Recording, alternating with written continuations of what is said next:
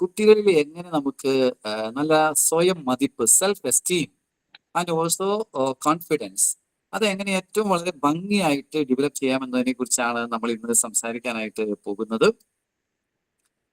നിങ്ങൾക്ക് എല്ലാവർക്കും ഇതിന്റെ പ്രാധാന്യം വളരെ നന്നായിട്ട് അറിയാമെന്ന് എനിക്ക് മനസ്സിലാവുന്നുണ്ട്. കാരണം സ്വയം മതിപ്പാണ് ഒരു വ്യക്തിയെ സംബന്ധിച്ചിടത്തോളം ഏറ്റവും അമൂല്യമായിട്ടുള്ള ഒരു കാര്യമെന്നാണ് എനിക്ക് തോന്നുന്നത്. Self esteem. ഇപ്പോ നമ്മൾ ജീവിക്കുന്ന സൊസൈറ്റി ഒത്തിരിയേറെ നെഗറ്റിവിറ്റി നമുക്ക് നൽകുന്ന ഒരു സൊസൈറ്റി ആവാം. ചിലപ്പോൾ നമ്മുടെ ബന്ധങ്ങളിൽ വളർന്നു വരുമ്പോൾ ചിലപ്പോൾ നമ്മുടെ പാർട്ട്ണർ, പങ്കാളി, അല്ലെങ്കിൽ നമ്മുടെ സഹപ്രവർത്തകര്, അല്ലെങ്കിൽ ഈവൻ സുഹൃത്തുക്കള്, ഇവരൊക്കെ നമുക്ക് ഒത്തിരിയേറെ നെഗറ്റീവ് സ്ട്രോക്സ് ഒക്കെ തരുന്നവരായിരിക്കും. ചിലപ്പോൾ നമ്മുടെ തന്നെ ജീവിതത്തിൽ പരാജയങ്ങളൊക്കെ വന്നു പോയെന്ന് വരാം. അവിടെയൊക്കെ നമ്മളെ മുൻപോട്ട് കൊണ്ടുപോകാനായിട്ട് സഹായിക്കുന്ന കാര്യം എന്ന് പറയുന്നത് നമുക്ക് നമ്മളെ കുറിച്ചുള്ള ഒരു മതിപ്പാണ്. അതോടൊപ്പം തന്നെ നമുക്കുള്ള ഒരു വിശ്വാസമാണ്. നിങ്ങൾ മുതിർന്നവർക്ക് ഇത് വളരെ വ്യക്തമായിട്ട് മനസ്സിലാവും. കുഞ്ഞുങ്ങളിലേക്ക് ഇത് പകർന്നു കൊടുക്കേണ്ടതിന്റെ ആവശ്യകതയെ കുറിച്ച് അധികം സമയം കളയേണ്ട കാര്യമില്ല എന്നാണ് എനിക്ക് തോന്നുന്നത്. അതുകൊണ്ട് നമുക്ക് നേരിട്ട് വിഷയത്തിലേക്ക് കടക്കാം. നിങ്ങളുടെ മക്കള് ഇപ്പൊ അവരോട് നമ്മൾ ചോദിക്കുകയാണ്, അവരെ കുറിച്ച് എന്ത് ചിന്തിക്കുന്നു എന്ന് ചോദിച്ചാൽ എന്തായിരിക്കും അവരെ കുറിച്ച് ചിന്തിക്കുക? ഇപ്പൊ നിങ്ങളുടെ മകൻ അല്ലെങ്കിൽ നിങ്ങളുടെ മകൾ അവരാരാണ്, അവരുടെ കഴിവുകൾ എന്താണ് എന്നതിനെ കുറിച്ച് അവരെന്ത് ചിന്തിക്കുന്നു എന്നുള്ളതാണ്. ഒരു നിമിഷം നിങ്ങൾ മാതാപിതാക്കൾ ഒന്ന് ആത്മശോധന ചെയ്യാവോ? എന്തായിരിക്കും നിങ്ങളുടെ മക്കൾ അവരെ കുറിച്ച് തന്നെ ചിന്തിക്കുന്നത്? നിങ്ങൾ അവരെ കുറിച്ച് ചിന്തിക്കുന്നതല്ല കേട്ടോ, നിങ്ങളുടെ മക്കൾ അവരെ കുറിച്ച് തന്നെ ചിന്തിക്കുന്നത്. സ്തുതിയായിരിക്കട്ടെ. അച്ഛാ, ഈ ചോദ്യം ഞാൻ കുറച്ചു നാൾ മുമ്പ് എന്റെ മോനോട് ചോദിച്ചിട്ടുണ്ട്. അപ്പം അവര് ആദ്യം പറഞ്ഞത് അവരുടെ ടാലൻസിനെ പറ്റിയാ. ഞാൻ നന്നായി പഠിക്കും, അല്ലെ ഞാൻ നന്നായി വരയ്ക്കും. അപ്പൊ ഞാൻ അവരുടെ ക്യാരക്ടറിനെ പറ്റി പിന്നെ ചോദിച്ചപ്പം ആളിങ്ങനെ പറഞ്ഞു, ഞാൻ എല്ലാരോടും നന്നായി സംസാരിക്കും, ഞാൻ കൈൻഡ് ആണ്. പക്ഷെ അവൻ എടുത്തു പറഞ്ഞ ഒരു കാര്യം, ഞങ്ങൾ പലപ്പോഴും ഞങ്ങളുടെ വായിൽ നിന്ന് വീണു പോകുന്ന ഒരു വാക്കുണ്ട്, ഇതെന്നാ ബോധമില്ലാതെ ഓരോന്നും ചെയ്യുന്നതെന്ന്. അപ്പം ഇത് പുള്ളിയുടെ മനസ്സിൽ അങ്ങനെ വന്നിട്ട് പുള്ളി ഒരു തവണ പറഞ്ഞു, ഞാൻ ബോധമില്ലാതെ ഓരോന്നും ചെയ്യും. അത് എടുത്തു പറഞ്ഞു. അപ്പോഴാണ് ഞങ്ങൾക്ക് മനസ്സിലായത് ഞങ്ങള് നെഗറ്റീവ് പറയുന്നത് ആള് ഭയങ്കരമായിട്ട് അത് മനസ്സിൽ പതിഞ്ഞു പോയിട്ടുണ്ടെന്ന്. പിന്നെ ഇത് റെക്ടിഫൈ ചെയ്യാൻ വേണ്ടി പലതവണ ഞങ്ങള് നോർമലി വായിന്ന് ഇങ്ങനെ വന്നു പോകും. എന്തെങ്കിലും ചെയ്യുമ്പോൾ ഞങ്ങൾക്ക് ദേഷ്യം വന്ന ആദ്യം വരുന്നത് ഇത് ബോധമില്ലെന്ന് ആദ്യം ചോദിക്കുന്നത്. അപ്പം ഇത് ഞങ്ങൾ പിന്നെ പറയാതിരിക്കാൻ വേണ്ടി ശ്രമിച്ചിട്ടുണ്ട്. പിന്നെ ഇത് 12 വയസ്സുള്ള മോന്റെ കാര്യമാണ്. മോളോട് ചോദിക്കുമ്പോൾ അവള് കൂടുതലും അവളുടെ എന്തെങ്കിലും ഇഷ്ടമുള്ള കാര്യങ്ങൾ, ചെയ്യുന്ന കാര്യം അങ്ങനെയൊക്കെ വെച്ചിട്ടാ പറയുന്നത്. മൂത്തയാൾക്ക് റെസ്പോണ്ട് ചെയ്തത്. യെസ്, ഇത് നല്ലൊരു ഉദാഹരണമാണ്. അതായത് നമ്മുടെ കുട്ടികൾ അവരെ കുറിച്ച് തന്നെ എന്ത് ചിന്തിക്കുന്നു എന്നത് ശരിക്കും പറഞ്ഞാൽ നമ്മുടെ പേരന്റിങ്ങിന്റെ ഒരു കോറായിട്ടുള്ള ഒരു കാര്യമാണ്. യഥാർത്ഥത്തിൽ നമ്മുടെ പേരൻസ് ആയ നമ്മളെ അവരുടെ ഒരു ആന്തരിക സ്വരമാക്കുന്ന ഒരു പ്രക്രിയ വീട്ടിൽ നടക്കുന്നുണ്ട്. ഇപ്പൊ നമ്മൾ കേട്ട ഉദാഹരണത്തിൽ തന്നെ ബോധമില്ലാതെ എന്താണ് ഇങ്ങനെ ചെയ്യണമെന്ന് ചോദിക്കുന്ന ഒരു ചോദ്യത്തെ കുട്ടി ഇന്റീരിയറൈസ് ചെയ്തിരിക്കുകയാണ്. ആ കുട്ടിയെ കുറിച്ച് തന്നെ ചിന്തിക്കുമ്പോൾ ചിലപ്പോൾ ഇപ്രകാരം ഒരു കാര്യം ആ കുട്ടിയിലേക്ക് വരികയാണ്. യഥാർത്ഥത്തിൽ സ്വയം മതിപ്പ് എന്നതുകൊണ്ട് നമ്മൾ ഉദ്ദേശിക്കുന്നത് ഒരു കുട്ടി ആ കുട്ടിയെ കുറിച്ച് തന്നെ എന്ത് ചിന്തിക്കുന്നു എന്നുള്ളത്. ആ കുട്ടിയെ കുറിച്ച് തന്നെയുള്ളൊരു അവബോധമാണ്. ഇപ്പൊ നിങ്ങളുടെ കുട്ടികളോട് നമ്മൾ ആവശ്യപ്പെടാണ് അവരെ ഒന്ന് ഡിഫൈൻ ചെയ്യാൻ പറഞ്ഞു കഴിഞ്ഞാൽ അവരെങ്ങനെ ഡിഫൈൻ ചെയ്യും? എങ്ങനെ അവർ നിർവചിക്കും? അങ്ങനെ ഒരു നിർവചനം അവർക്കുണ്ടോ? ഉണ്ടെങ്കിൽ അത് എന്തായിരിക്കും? അതാണ് ഞാൻ നിങ്ങളോട് ചിന്തിക്കാനായിട്ട് പറഞ്ഞ കാര്യം. എൻ്റെ മകൾ പറയാൻ പോകുന്ന കാര്യം, ഞാൻ പഠനത്തിൽ മികവുള്ള ഒരാളാണ്, എന്നാൽ കുറച്ചും കൂടി ഉത്തരവാദിത്തങ്ങൾ ഏറ്റെടുത്ത് ചെയ്യുന്നതിൽ ഇംപ്രൂവ് വരുത്തേണ്ട ഒരാളാണ്. ഇങ്ങനെയൊക്കെ സ്വയമേ തന്നെ ചിന്തിക്കുന്ന ഒരു രീതി, തന്നെ കുറിച്ച് തന്നെ ചിന്തിക്കുന്ന രീതി, അതാണ് നമ്മൾ ഉദ്ദേശിക്കുന്ന ഈ സ്വയം മതിപ്പ് എന്ന് പറയുന്നത്. അത് പോസിറ്റീവായിട്ട് തന്നെ കുറിച്ച് തന്നെ ചിന്തിക്കാനായിട്ട് സാധിക്കും. ഇപ്പൊ നിങ്ങളുടെ കുട്ടിക്ക് ഒരു ഫെയിലിയർ വരുന്നു, പരീക്ഷയ്ക്ക് തോൽക്കുന്നു, കുട്ടി എങ്ങനെയാണ് ചിന്തിക്കാൻ സാധ്യത? ഇതിനകത്തുള്ള ഗ്രീഷ്മ ഒന്ന് മൈക്ക് അൺമ്യൂട്ട് ചെയ്തിട്ടൊന്ന് പറയാമോ? കുട്ടി പരീക്ഷയ്ക്ക് തോറ്റാൽ കുട്ടിയെ കുറിച്ച് എന്തായിരിക്കും ചിന്തിക്കാൻ സാധ്യത? എന്റെ കൊച്ചാണോ അതോ പൊതുവെ പിള്ളേർ എങ്ങനെ ചിന്തിക്കുന്നതാണോ? നമ്മുടെ കുട്ടി. അവന് പരീക്ഷ എനിക്ക് തോന്നുന്നു എന്റെ മൂത്താളെ എനിക്ക് പറയാൻ പറ്റുള്ളൂ. ഇപ്പൊ അവന് എനിക്ക് തോന്നുന്നു അവന് വിഷമം ഉണ്ടാവും എന്തായാലും അത് ശരിയായില്ല. അല്ല, അവൻ എന്ത് ചിന്തിക്കും?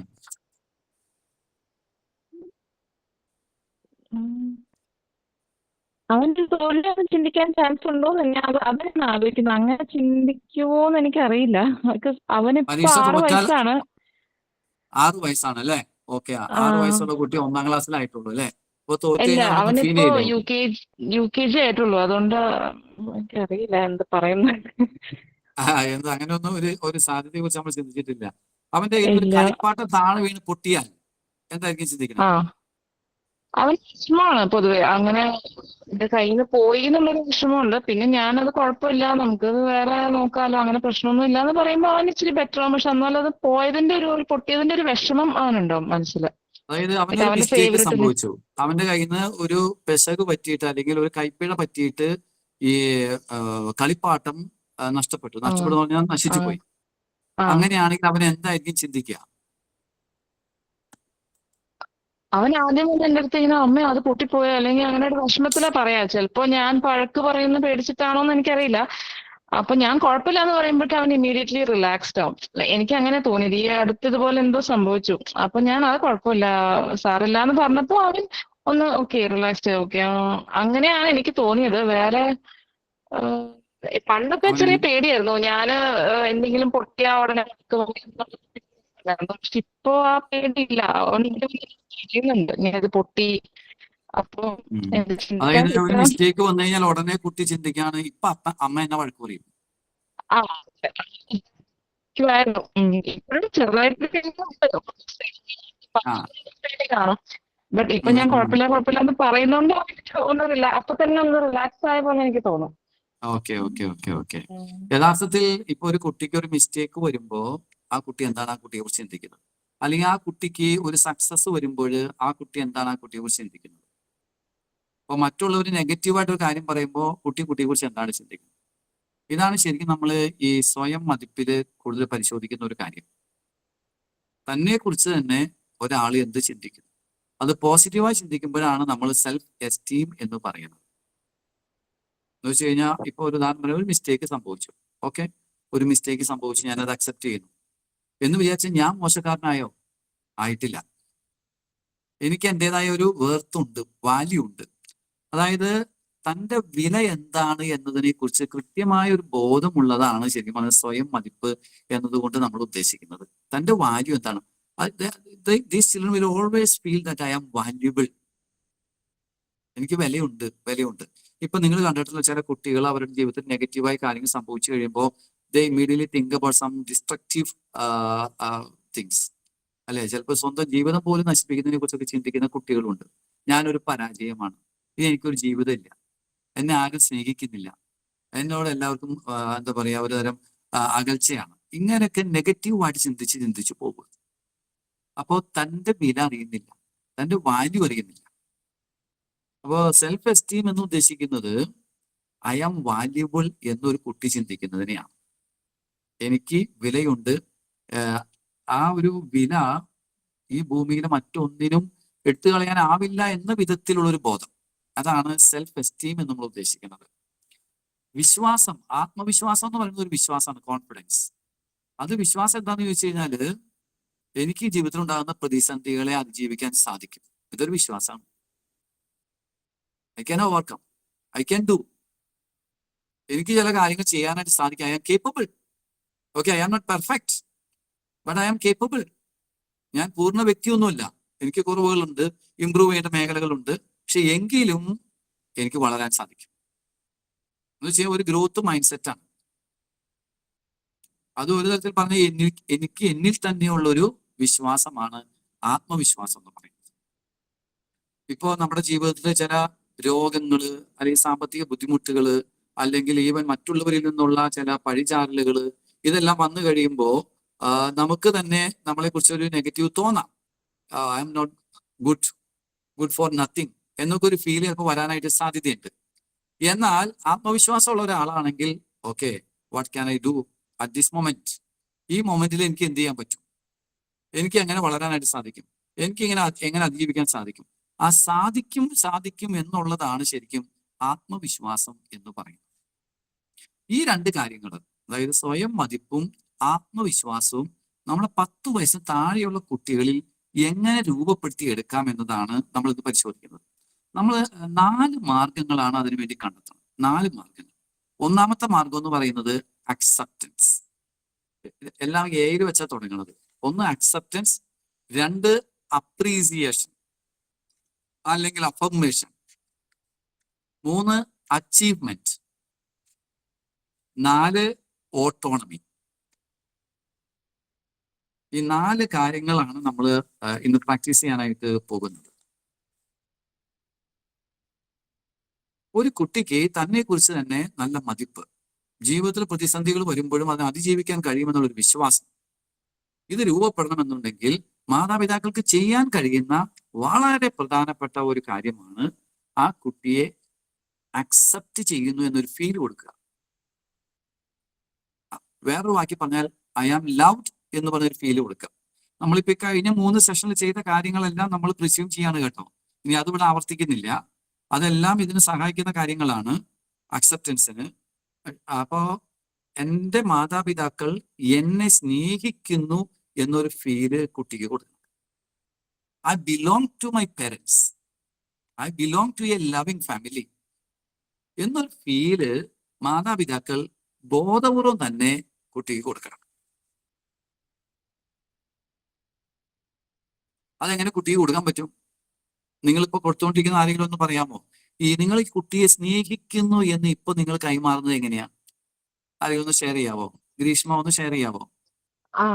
ഞാൻ ആക്ച്വലി റീസെന്റ് ഒരു സംഭവം നടന്നത്, ഞങ്ങൾക്കൊരു കല്യാണം ഉണ്ടായിരുന്നു. അപ്പം ഇവൻ എങ്ങനെയാ, എന്റെ മൂത്ത ആള് കുറച്ചൊരു ഇൻട്രോവേർട്ട് എന്ന് എനിക്ക് പറയാൻ ഇഷ്ടമല്ല, പക്ഷെ അവന് താല്പര്യമുള്ളവരോടെ അവൻ സംസാരിക്കുള്ളൂ. അവനല്ലാതെ അങ്ങനെ പുറത്തിറങ്ങിക്കഴിഞ്ഞാൽ എല്ലാവരോടൊന്നും മിണ്ടില്ല, ഒന്ന് കംഫർട്ടബിൾ ആയിട്ടേ അവൻ മിണ്ടുള്ളൂ. അപ്പം കല്യാണത്തിന് പോകുന്ന സമയത്ത് എല്ലാരും ഇവനിങ്ങനെ ഓക്കെ എന്താണ് നീ ഒന്നും മിണ്ടാക്കിയാലും കുത്തിക്കൊണ്ടിരിക്കും. അപ്പൊ ഞാൻ വീട്ടിലെത്തിയിട്ട് അവനോട് പറഞ്ഞു, പക്ഷെ അവന് ഇഷ്ടമുള്ളവരോട് മിണ്ടുന്നുണ്ട്, അവന്റെ ആന്റീനോട് മിണ്ടുന്നുണ്ട്, അമ്മച്ചിയോട് മിണ്ടുന്നുണ്ട്, അങ്ങനത്തെ അവന് താല്പര്യമുള്ളവരോട് മിണ്ടുന്നുണ്ട്. അപ്പൊ ഞാൻ തിരിച്ചെത്തി കല്യാണമൊക്കെ കഴിഞ്ഞ് വീട്ടിലെത്തി കഴിഞ്ഞാൽ അവനൊന്ന് കുളിപ്പിക്കുന്ന സമയത്ത് ഞാൻ പറഞ്ഞു, I am very proud of you, like നിനക്ക് താല്പര്യമുള്ളവരോട് സംസാരിച്ചാൽ മതി, എല്ലാവരുമായിട്ട് മിങ്കിൾ ചെയ്യണമെന്ന് ഒരു കമ്പൾഷനും ഇല്ല, you are different in your way, I am very proud of you എന്ന് പറഞ്ഞു അവന്റെ അടുത്ത്. അപ്പൊ അവനും ഓക്കെ അങ്ങനെ ലൈക്ക് അവനും ഭയങ്കര ഹാപ്പി ആയി അത് കേട്ടപ്പോ. എനിക്ക് അതൊരു എക്സാമ്പിൾ ആണെന്ന് അറിയില്ല, തോന്നിയോണ്ട് ഞാൻ പറഞ്ഞു. അതായത് അൺകണ്ടീഷണൽ പോസിറ്റീവ് സ്ട്രോക്ക് ആണ് ഒരു വഴി. അൺകണ്ടീഷണൽ പോസിറ്റീവ് സ്ട്രോക്ക്, അതായത് കണ്ടീഷൻസ് ബേസ് ചെയ്തല്ല. ഇപ്പൊ ഇവിടെ മകൻ കുറച്ചു പേരോട് സംസാരിക്കുന്നുള്ളൂ, അവനൊരു ചിലപ്പോ സംസാരത്തിൽ കുറവാണ്. ആ കുറവോ അല്ലെങ്കിൽ കൂടുതലോ വെച്ചിട്ടല്ല കുട്ടിയെ നമ്മൾ അപ്രീഷിയേറ്റ് ചെയ്യുന്നത് അല്ലെങ്കിൽ അപ്പം ചെയ്യുന്നത്. ഇൻസ്റ്റഡ് നീ എൻ്റെ മകനാണ്, അതിലെനിക്ക് അഭിമാനമുണ്ട്. ദാറ്റ് ബീയിങ്നെസ്. അവരെന്തെങ്കിലും ചെയ്യുന്നു, അവർ നന്നായിട്ട് ഡാൻസ് കളിക്കുന്നു, നന്നായിട്ട് പാടുന്നു, നന്നായിട്ട് പ്രസംഗിക്കുന്നു, നന്നായിട്ട് പഠിക്കുന്നു, അങ്ങനെ അവരുടെ കുറെ പെർഫോമൻസിന്റെ ബേസിലല്ല നമ്മൾ അവരെ കാണുന്നത്. അതിന് പകരം നീ ഞങ്ങളുടെ മകനായിരിക്കുന്നതിൽ we are very happy being our child. അല്ലാതെ നീ നന്നായി പെർഫോം ചെയ്യുന്നതിലല്ല ഞങ്ങളുടെ happiness. Fundamentally it is that you are being our child. ആ ഒരു സന്ദേശം നമുക്ക് കൊടുക്കാനായിട്ട് സാധിക്കും. അതിന് പറയുന്ന പേരാണ് അൺകണ്ടീഷണൽ പോസിറ്റീവ് സ്ട്രോക്ക്. കണ്ടീഷനും ഉണ്ട്, അൺകണ്ടീഷണലും ഉണ്ട്. എന്തെങ്കിലും കാര്യം ചെയ്യുമ്പോൾ കൊടുക്കുന്നതാണ് കണ്ടീഷണൽ പോസിറ്റീവ് സ്ട്രോക്ക് എന്ന് പറയുന്നത്. അത് നമുക്ക് പിന്നെ പറയാം. അപ്പൊ അൺകണ്ടീഷണൽ ആയിട്ട് ഒരു വ്യക്തിയെ ശരിക്കും പറഞ്ഞു കഴിഞ്ഞാൽ സ്ട്രോക്ക് ചെയ്യാൻ സാധിക്കുന്നത് ആ കുട്ടിയെ സ്നേഹിക്കുന്നു എന്നതിന്റെ ഒരു എക്സ്പീരിയൻസ് നൽകാൻ സാധ്യതയുണ്ട്. Okay, this is one of the vase that you can give the message that we love you. Okay, number 1. Okay, വേറെ ഒന്ന് ആർക്കെങ്കിലും സജസ്റ്റ് ചെയ്യാനുണ്ടോ? നിങ്ങൾ തന്നെ ചില പ്രാക്ടീസ് ചെയ്യുന്നവരുണ്ടാവുമല്ലോ. അപ്പൊ ഞാൻ തന്നെ ഇതെല്ലാം പറയണ്ടല്ലോ. May be someone else. എങ്ങനെയാണ് നിങ്ങൾ നിങ്ങളുടെ കുട്ടികളോട് നിങ്ങൾ സ്നേഹിക്കുന്നു എന്ന് കമ്മ്യൂണിക്കേറ്റ് ചെയ്യുന്നത്? ഞാനിതിന് പറയട്ടെ. പറഞ്ഞോ. നമ്മൾ ഡയറക്റ്റ് തന്നെ കൊച്ചിനെ സ്നേഹിക്കുന്നുണ്ടെന്ന് പറയും, ഐ ലവ് യു എന്ന് പറയാറുണ്ട്. I love you, positive words. Yeah, okay നമ്മളതിനെ ഓക്കെ, ഫൈൻ. പൊന്നുമോളാണ്, ചക്കര എന്നൊക്കെ പറയാറുണ്ട്. അഫക്ഷനേറ്റ് വേർഡ്സ്, വാത്സല്യം പ്രകടിപ്പിക്കുന്ന വാക്കുകൾ ഉപയോഗിക്കുക. ഓക്കെ, നീ ഓക്കെ, എന്റെ മുത്താണ്, ചക്കരയാണ്, പൊന്നാണ് എന്നൊക്കെ പറയാ. Affection, exactly. Demonstration of affection, വാത്സല്യം പ്രകടിപ്പിക്കുക. അത് വാക്കുകൾ കൊണ്ടുണ്ട്. പിന്നെ ടച്ച്, സ്പർശനം. ടച്ച് ഉണ്ട്, ഹഗ് ചെയ്യാറുണ്ട്, കിസ് ചെയ്യാറുണ്ട്, എല്ലാം ചെയ്യാറുണ്ട്.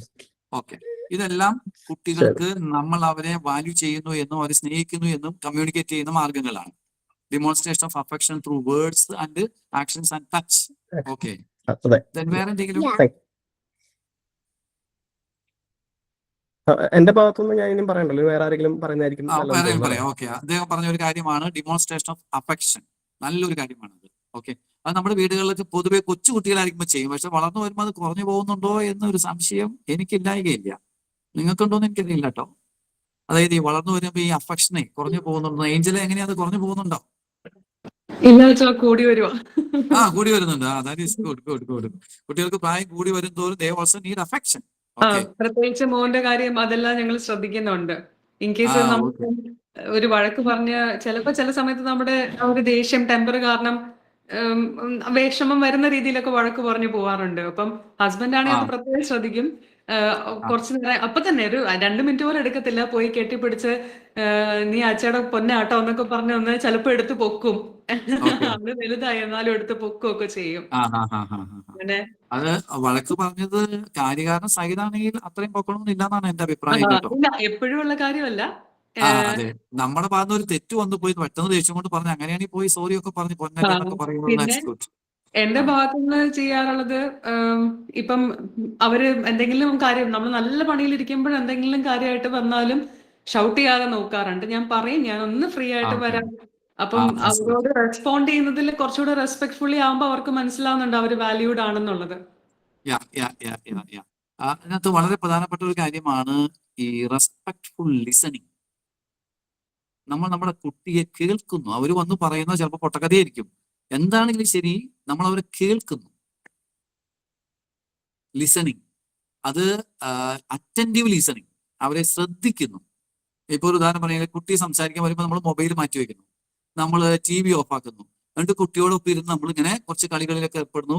അങ്ങനെ we spend time together attending to the child. അപ്പൊ കുട്ടിക്ക് നല്ല സ്നേഹം ഫീൽ ചെയ്യും.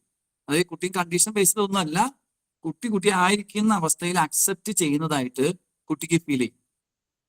So attentive listening is very important. അതോടൊപ്പം തന്നെ വരുന്ന കാര്യമാണ് സ്പെൻഡിങ് ടൈം ടുഗെദർ. ഇപ്പൊ നിങ്ങൾ ചിലരെങ്കിലും കുട്ടിയോടൊപ്പം ഇരുന്ന് വെറുതെ ഇരുന്ന് കളിക്കൂലോ, ആ കളി, ആ ഗെയിം കുട്ടികൾക്ക് കൊടുക്കുന്ന ഒരു മെസ്സേജ് എന്ന് പറയുന്നത്, okay, I belong to a loving family. എന്റെ പേരൻസ് എന്നെ സ്നേഹിക്കുന്നു എന്നുള്ള ഒരു ഫീലാണ് നൽകുന്നത്.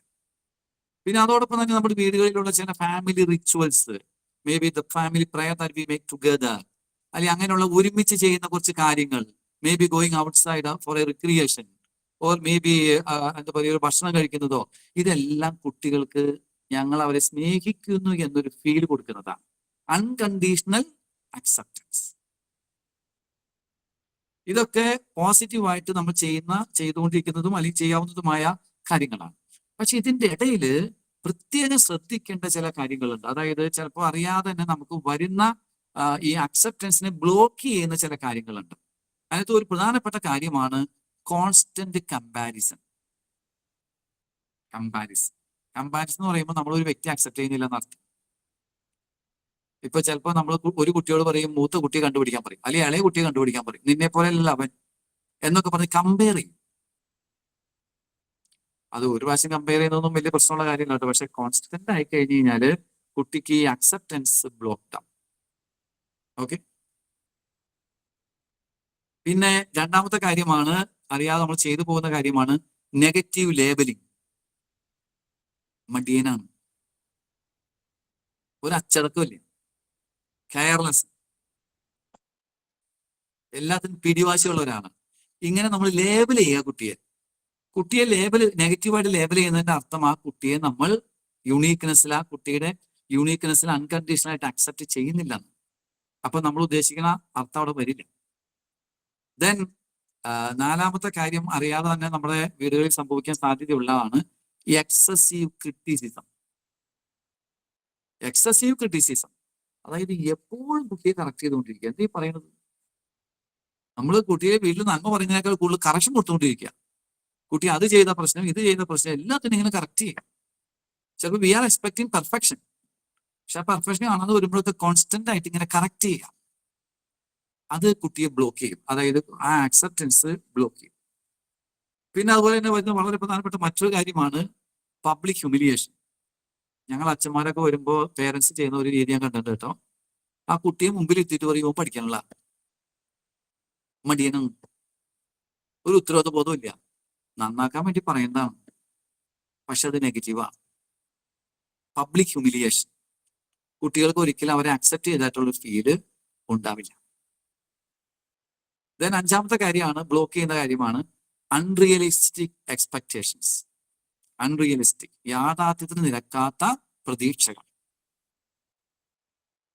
ചിലപ്പോൾ കുട്ടിക്ക് ഇന്റലക്ച്വൽ കപ്പാസിറ്റി കുറവായിരിക്കും, പക്ഷെ വേറെ ചില കപ്പാസിറ്റീസ് ഉണ്ടാവും. പക്ഷെ അത് മനസ്സിലാക്കാതെ നമ്മൾ ഈ ഇന്റലക്ച്വൽ കപ്പാസിറ്റിക്ക് അമിതമായ പ്രാധാന്യം കൊടുത്ത് അതിലും രൂപപ്പെടുത്താൻ വേണ്ടി കുട്ടിയെ നമ്മളിങ്ങനെ നിർബന്ധിച്ചുകൊണ്ടിരിക്കുക. അപ്പൊ അതിനകത്ത് അൺകണ്ടീഷണൽ അക്സെപ്റ്റൻസ് ഇല്ല. We accept the child only when the child performs intellectually. അതാണ് ആ മെസ്സേജ് നമ്മൾ കൊടുക്കുന്നത്. So that will block unconditional acceptance. പിന്നെ വരുന്ന മറ്റൊരു ചലഞ്ചാണ് കണ്ടീഷണൽ അഫെക്ഷൻ. Conditional affection. മോൻ, എന്റെ ചക്കര മോൻ ഭക്ഷണം കഴിച്ച മോനെ ഞാൻ അവിടെ കൊണ്ടുപോകും, ഇവിടെ കൊണ്ടുപോകും, ഞാൻ സ്നേഹിക്കും എന്നൊക്കെ പറയുമ്പോൾ എന്താ നമ്മൾ പറയണമെന്ന് അറിയാമോ? ഇൻഡയറക്റ്റ് ആയിട്ട് കണ്ടീഷണലി ആണ് ഞാൻ നിന്നെ അക്സെപ്റ്റ് ചെയ്യണമെന്ന്, അല്ലേ? അതായത് ഉപാധികൾ വെച്ചിട്ടാണ് ഞാൻ നിന്നെ അക്സെപ്റ്റ് ചെയ്യണമെന്ന്. If you behave well I will love you. നീ നന്നായിട്ട് പെരുമാറിയാ ഞാൻ നിന്നെ സ്നേഹിക്കും, ഞാൻ നിനക്ക് അത് വാങ്ങിച്ചു തരും, ഇത് വാങ്ങിച്ചു തരും. അത് കുട്ടിയെ മോട്ടിവേറ്റ് ചെയ്യാൻ വേണ്ടി ചിലപ്പോൾ പറയുന്നതായിരിക്കും, പക്ഷെ അങ്ങനെ കോൺസ്റ്റന്റ് ആയിട്ട് പറയുമ്പോൾ കുട്ടിക്ക് അക്സെപ്റ്റൻസ് കണ്ടീഷൻ ആണെന്ന് മനസ്സിലാവും. So that is not proper acceptance. Okay, ഈ പറഞ്ഞ കാര്യങ്ങളെല്ലാം നമ്മുടെ വീടുകളിൽ ഇല്ല എന്ന് ഉറപ്പുവരുത്തുകയും ആദ്യം പറഞ്ഞ കാര്യങ്ങൾ, അതായത് അൺകണ്ടീഷണൽ പോസിറ്റീവ് സ്ട്രോക്ക്, നീ ഞങ്ങളുടെ മകനായിരിക്കുന്നത് തന്നെ ഞങ്ങൾക്ക് സന്തോഷം, and we R proud of that എന്നുള്ള രീതിയും, മാത്രമല്ല വളരെ കുട്ടികളോടൊപ്പം സമയം ചെലവഴിക്കുന്നത്, അതോടൊപ്പം തന്നെ അഫെക്ഷൻ ഡെമോൺസ്ട്രേറ്റ് ചെയ്യുന്നത്, അവർക്ക് സർവീസ് കൊടുക്കുന്നത്, അവരെ സ്പർശിക്കുന്നത്, ഇതെല്ലാം അൺകണ്ടീഷണൽ അക്സെപ്റ്റൻസിന്റെ മാർഗങ്ങളാണ്. ഇതാണ് കുട്ടികൾക്ക് സ്വയം മതിപ്പ് രൂപപ്പെടാൻ, അവരുടെ ആത്മവിശ്വാസം വർദ്ധിക്കാനായി ചെയ്യാവുന്ന ആദ്യത്തെ കാര്യം, acceptance. The child feels that I belong to a loving family. My parents love me. Okay. Number 2. Affirmation അല്ലെങ്കിൽ appreciation. Maybe appreciation is better. Appreciation എന്ന് പറഞ്ഞു കഴിഞ്ഞാല് നമ്മൾ വീടുകളിലൊക്കെ കുട്ടിയെ അപ്രീഷിയേറ്റ് ചെയ്യാറുണ്ട്, അല്ലേ? ഈയിടെ വീട്ടില് ഒരു കുട്ടിയെ അപ്രീഷിയേറ്റ് ചെയ്ത ഉദാഹരണം ആരെങ്കിലും പറയാവോ? ആരെങ്കിലും? ജെറിൻ ഉണ്ടാവും, ലൈനിലുണ്ടാവും. കുട്ടിയെ അപ്രീഷിയേറ്റ് ചെയ്ത ഒരു ഉദാഹരണം എന്തെങ്കിലും പറയാവോ? പറയാച്ചോ. ആക്ച്വലി കഴിഞ്ഞ ദിവസം എന്റെ ബർത്ത്ഡേ ആയിരുന്നു. അപ്പോ എന്റെ ബർത്ത്ഡേക്ക് എനിക്ക് വയ്യാതിരിക്കുമായിരുന്നു, പനിയൊക്കെ ആയിരുന്നു. അപ്പോ ഇവള് രാത്രി ഇരുന്ന് ഒരു ബർത്ത്ഡേയുടെ കാർഡ് ഉണ്ടാക്കി. അതായത് ഓർഗാമി പേപ്പേഴ്സ് ഇരിപ്പുണ്ടായിരുന്നു, അത് വെച്ചിട്ട് മൾട്ടി കളറിൽ അവള് തന്നെ ഒരു കാർഡ് ഉണ്ടാക്കി. ഓപ്പൺ ചെയ്യുമ്പോൾ കേക്ക് പോലെ ഷേപ്പ് ഒക്കെ വരുന്ന രീതിയിൽ അങ്ങനെ ഒരു സംഗതി ഉണ്ടാക്കി എനിക്ക് കൊണ്ടുവന്ന് തന്നു രാവിലെ. അങ്ങനെ കൊണ്ടുവന്ന് തന്നപ്പോ ആക്ച്വലി ഈ സംഗതി എൻ്റെ കയ്യിൽ തന്നു കഴിഞ്ഞപ്പോൾ ഞാൻ ആദ്യം താങ്ക്സ് പറഞ്ഞു. പക്ഷെ അതിനുശേഷം അതിന് ഞാനിത് പറയുമ്പോൾ എനിക്കറിയില്ല എത്രത്തോളം നിങ്ങൾക്ക് അതിന്റെ പുറകുള്ള എഫേർട്ട് അറിയാമെന്നുള്ളത്. കാരണം രാത്രി ഈ എല്ലാം കഴിഞ്ഞ് ഹോംവർക്ക് എല്ലാം കഴിഞ്ഞ് 10 മണിക്ക് ശേഷമാണ് അവൾ അതിന് ഉണ്ടാക്കിയത്. ടേപ്പും സാധനങ്ങളും എല്ലാം ഇളയ കുഞ്ഞ് ഉറങ്ങുന്ന കാരണം സൗണ്ട് ഉണ്ടാക്കാതെ ഒരു സൈഡിലിരുന്ന് അഡ്ജസ്റ്റ് ചെയ്ത് ലൈറ്റ് ഇടാനായിട്ട് സമ്മതിച്ചില്ലായിരുന്നു വൈഫ്. അപ്പൊ അതുകൊണ്ട് ചെറിയ ബെഡ് ലാമ്പിന്റെ വെളിച്ചത്തിലിരുന്നൊക്കെ ഉണ്ടാക്കിയേ. ആ ആ അത്രയും ആ എഫേർട്ടൊക്കെ എടുത്ത് ആ ആ ഉണ്ടാക്കി എനിക്ക് കൊണ്ടുവന്ന് തന്നപ്പോൾ എനിക്ക് ഭയങ്കര സന്തോഷമായി സത്യം പറഞ്ഞാൽ. ഓക്കെ ഞാനത് വാങ്ങിയിട്ട് അവരോട് ഒത്തിരി താങ്ക്സ് പറഞ്ഞിട്ട് ആ ഉണ്ടാക്കിയേക്കുന്ന ആ ക്രാഫ്റ്റ് അടിപൊളിയായിരുന്നു. അത് ട്രൂലി വളരെ നല്ലതായിരുന്നു. അത് ഓക്കെ ഞാൻ ഒത്തിരി അധികം അപ്രീഷിയേറ്റ് ചെയ്യും. അപ്പോ എന്താണ് കുട്ടിയോട് പറഞ്ഞിട്ടുണ്ടാവുക? ഒരു സെന്റൻസ് എന്തായിരിക്കും പറഞ്ഞിട്ടുണ്ടാവുക? ഞാൻ പറഞ്ഞതെന്ന് പറഞ്ഞു കഴിഞ്ഞാൽ, ഒന്നാമത്തെ കാര്യം ഇന്നലെ കാരണം ഞാനിത് വയ്യാതെ അപ്പുറത്ത് കിടക്കുമ്പോഴും ഇളയവള് ഉറങ്ങുന്ന കാരണം ഈ പറയുന്നതും കുഞ്ഞു ലൈറ്റ് ഇടണം എന്ന് പറയുന്നതെല്ലാം ഞാൻ കേൾക്കുന്നുണ്ടായിരുന്നു. ആ ആ അപ്പോ അങ്ങനെയൊക്കെ ഉള്ള സാഹചര്യങ്ങളിൽ ഇരുന്നിട്ടും അത്രയും എഫേർട്ട് എടുത്ത് പൊന്നു എനിക്കിത് ഉണ്ടാക്കി തന്നല്ലോ. അപ്പോ അതും ഒരു കാര്യം ഉണ്ടാക്കി തന്നു. അത് അപ്പോഴേക്ക് ഭയങ്കര ഇഷ്ടമായി. ഇതിങ്ങനെ തുറക്കുമ്പോൾ കേക്ക് ഒക്കെ ഇങ്ങനെ പൊങ്ങി വരുന്നത് ആക്ച്വലി എനിക്കറിയില്ല, ഞാൻ ബ്ലൈൻഡ് ആണ്. അപ്പോ ആ ആ എനിക്ക് അതിന്റെ കളേഴ്സ് കാണാൻ പറ്റില്ല. ആ ഓക്കെ. ആ ആ അപ്പൊ ആ അവള് ആ എന്റെ കയ്യിൽ കൊണ്ട് തന്നിട്ട് ഇവളെന്റെ കൈ പിടിച്ച് തൊടിയിക്കുകയാണ് ഓരോന്ന്, 1 by 1 ഓ ആയിട്ട്. ഓ ഓ ഓ ഓ ഓ ഇത് ഓപ്പൺ ആയി വരുമ്പോൾ കേക്ക് ഹാഫായിട്ട് കട്ട് ചെയ്തതായിട്ട് ഇങ്ങനെ ഓപ്പൺ ആയി വരും. ഇങ്ങനെ എനിക്ക് ഓരോന്ന് എക്സ്പ്ലെയിൻ ചെയ്ത് തരിക. അത് ആ ശരി. ആ ആ ആ അപ്പൊ അത് അതിൽ നിന്ന് തന്നെ എനിക്ക് മനസ്സിലായി, ഓപ്പൺ ചെയ്യുമ്പോൾ അങ്ങനെ ഉണ്ടായി വരണം എന്നുണ്ടെങ്കിൽ അത്യാവശ്യം നല്ല എഫേർട്ട് എടുത്തിട്ടാണ് അത് ഉണ്ടാക്കിയിരിക്കുന്നത്. അപ്പോ ഓക്കെ. ആ ഒരു craft it was really good ആ and I felt really good. അപ്പൊ ഞാൻ ഓൾറൈറ്റ്. അത് അപ്രിഷിയേറ്റ് ചെയ്തു. അങ്ങനെ ഓക്കെ, ഫൈൻ, ഗുഡ്. മോറോവർ ആ ഒരു കൊണ്ടുവന്ന് തന്നതിന് അപ്പുറത്തേക്ക് എനിക്ക് അവളത് എക്സ്പ്ലെയിൻ ചെയ്ത്, മീൻസ് എനിക്ക് കാണത്തില്ല എന്നറിയാവുന്നതുകൊണ്ട് തന്നെ അത് എക്സ്പ്ലെയിൻ ചെയ്ത് തന്നൊരു രീതി. അതെ അതെ അതെ അതെ. അപ്പോ ശരിക്കും പറഞ്ഞ ജെറിൻ കുട്ടിയുടെ ശരിക്കും പറഞ്ഞ ഒരു പ്രോഡക്റ്റ്, ആ പ്രോഡക്റ്റ് അത് ഉണ്ടാക്കിയപ്പോൾ യഥാർത്ഥത്തിൽ കുട്ടി അതിന്റെ പുറകില് ഇട്ട ഒരു എഫർട്ട് ഉണ്ട്, ഒരു അധ്വാനമുണ്ട്. ഈ അധ്വാനത്തെയാണ് ഫോക്കസ് ചെയ്തത് അല്ലേ? ഞാൻ അങ്ങനെയാണ് എനിക്ക് അപ്രിഷിയേറ്റ് ചെയ്യാനായിട്ട് ഞാൻ ആ ഒരു ഇൻസിഡന്റ് ആണ് ഏറ്റവും കഴിഞ്ഞ ദിവസം നടന്നത്. ഞാൻ അത് അങ്ങനെയാണ് ഓക്കെ, ചെയ്തത്. ശരി ശരി. അപ്പോ ഇവിടുത്തെ ഈ ജെറിൻ ചെയ്തെന്ന് പറയുന്ന ഒരു കാര്യത്തിന്റെ ഹൈലൈറ്റ് എന്ന് പറയുന്നത് കുട്ടിയോട് നമ്മള് മിടുക്കി മിടുക്കി എന്ന് പറഞ്ഞ ഒരു ലേബൽ എന്നതിനേക്കാൾ ഉപരി കുട്ടിയുടെ ആ അത് അങ്ങനെ ഒരു കാര്യം ഉണ്ടാക്കാനും അതിനുള്ള എഫർട്ട് ഇടാനും കാണിച്ച മനസ്സിനെ കൂടുതലായിട്ട് ഫോക്കസ് ചെയ്യാണ്. അതാണ് ശരിക്കും അപ്രീസിയേഷൻ എന്ന് പറയുന്നത്. We are not actually appreciating the result but the effort. യഥാർത്ഥത്തിൽ രണ്ട് വ്യത്യാസങ്ങൾ നമ്മൾ ഇതിനകത്ത് ശ്രദ്ധിക്കാം. അല്ല, ഒരു പ്രധാനപ്പെട്ട വ്യത്യാസം, അതായത് ഈ നമ്മൾ പറയുന്ന പുകഴ്ത്തുക എന്ന് പറഞ്ഞൊരു വാക്കുണ്ട് മലയാളത്തിൽ, പുകഴ്ത്തുക അല്ലെങ്കിൽ പ്രൈസ് എന്ന് ഇംഗ്ലീഷിൽ പറയും. അതുപോലെ തന്നെ പ്രോത്സാഹിപ്പിക്കുക എന്ന് പറയുന്ന ഒരു വാക്കുണ്ട്, അല്ലെങ്കിൽ എൻകറേജ് എന്ന് പറയും. ഇവ തമ്മിൽ വ്യത്യാസമുണ്ട്. ഇപ്പൊ നമ്മൾ ഇതുപോലെ എന്താ പറയുക, നല്ലൊരു ഗിഫ്റ്റ് ഉണ്ടാക്കി കൊണ്ടുവന്നു കഴിയുമ്പോൾ നീ മിടുക്കിയാണ് എന്ന് പറയുന്നത് പുകഴ്ത്തലാണ്.